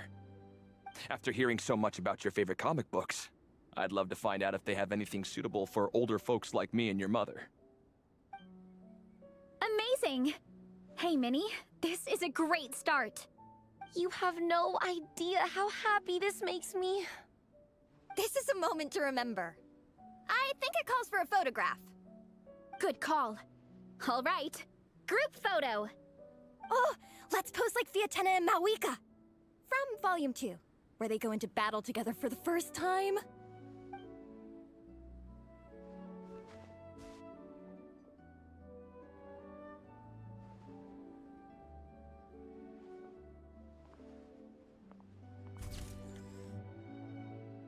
It's such a nice... Let me get a screenshot of that. Perfect.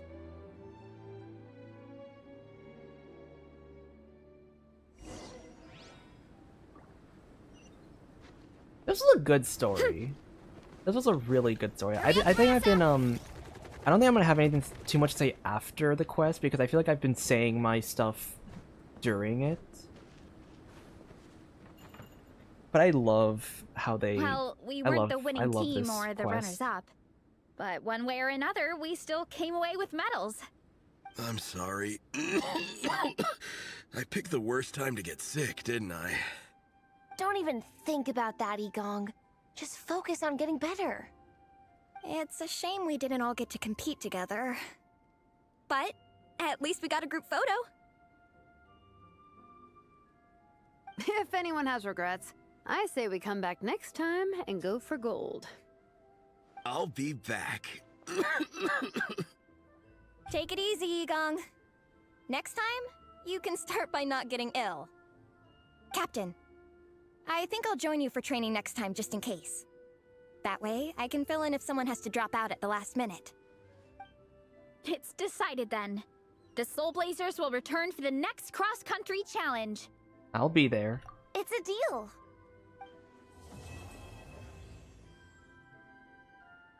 That last line is... That's a really... Man. It's a deal is probably I love that line. The entire quest being about like making deals about like your future and like oh, your future is conditional under this deal. Like the fact that that's the last line in the quest being a more lighthearted, like open-ended line is really, it's a nice like callback to the rest of the quest. This photo is amazing. Should we take a few more? Let's do it. We can try some other poses. All right. In that case, I'd better go grab some comics. We can look through them for reference. But there's too many good ones to choose from. We'll probably get so caught up in reading comics that we forget to take the photos.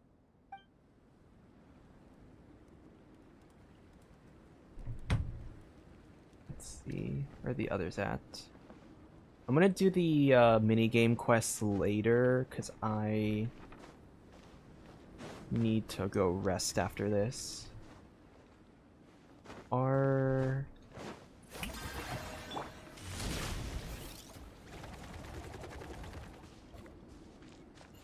Are the others anywhere near here?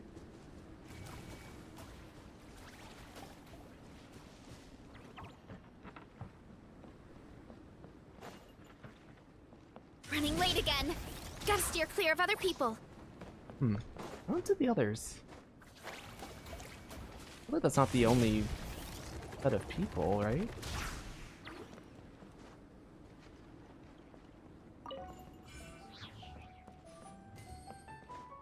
You over here? Maybe they're at Springvale? Maybe Springvale. So nice and warm. Nothing like the warm sun on a full stomach to make me feel... like taking a nap. Get back on track! Nope. I guess they're not here. That's weird that there's... It's weird that they didn't show, like, other characters after the quest.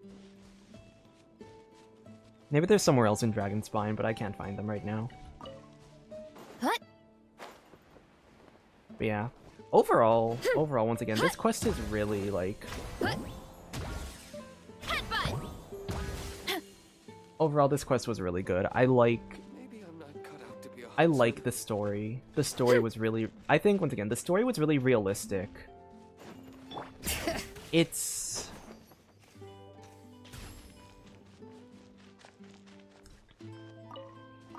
Like, it's a nice little short quest, too. Nothing super, like, crazy. Especially since Nodcry's been getting the brunt of, like, the, like, crazy, action and drama.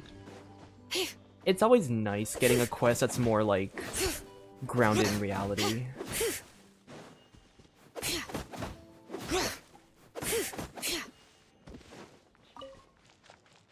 I feel like there's something new for me to say from what I've already been talking about, once again, like, during the quest, about, like, the idea of, like, creative industry being a, like... The creative industry being, like, kind of this, you know, unstable job industry. How you kind of have to work extra hard if you want to make it into that industry. Once again, I do think the parents' behaviors was unpleasant, but it's also, I do think it's more realistic. Which I think is, once again, a story more grounded in, like, real, like, just real story and, like, plot needs, like, more realistic characters. I feel like I think, for example, if it was very, like, exaggerated with how the parents acted, like, extra exaggerated, I feel like it would have, I actually think it would have hindered my, like, story experience.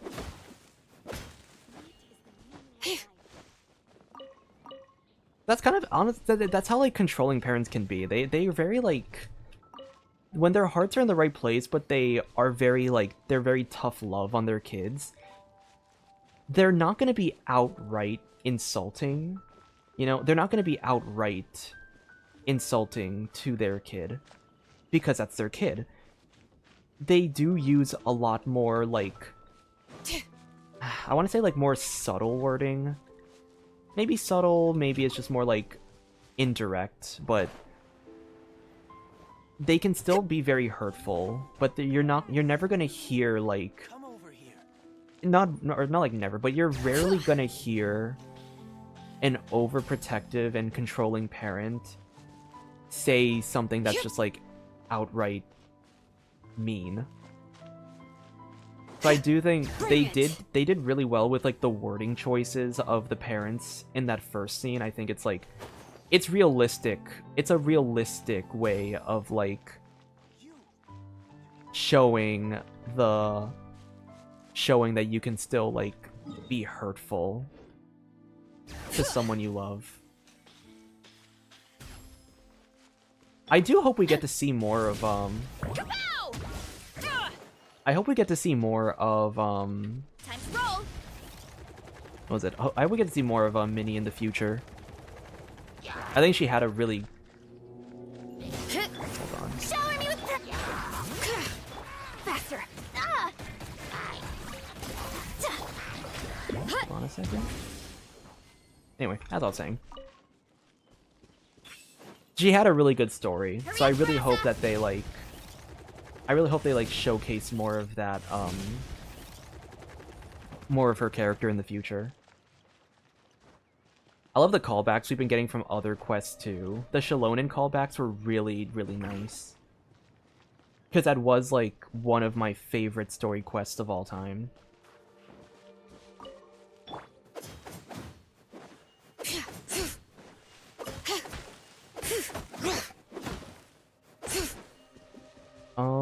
I don't think there's anything else I really have to say about the quest.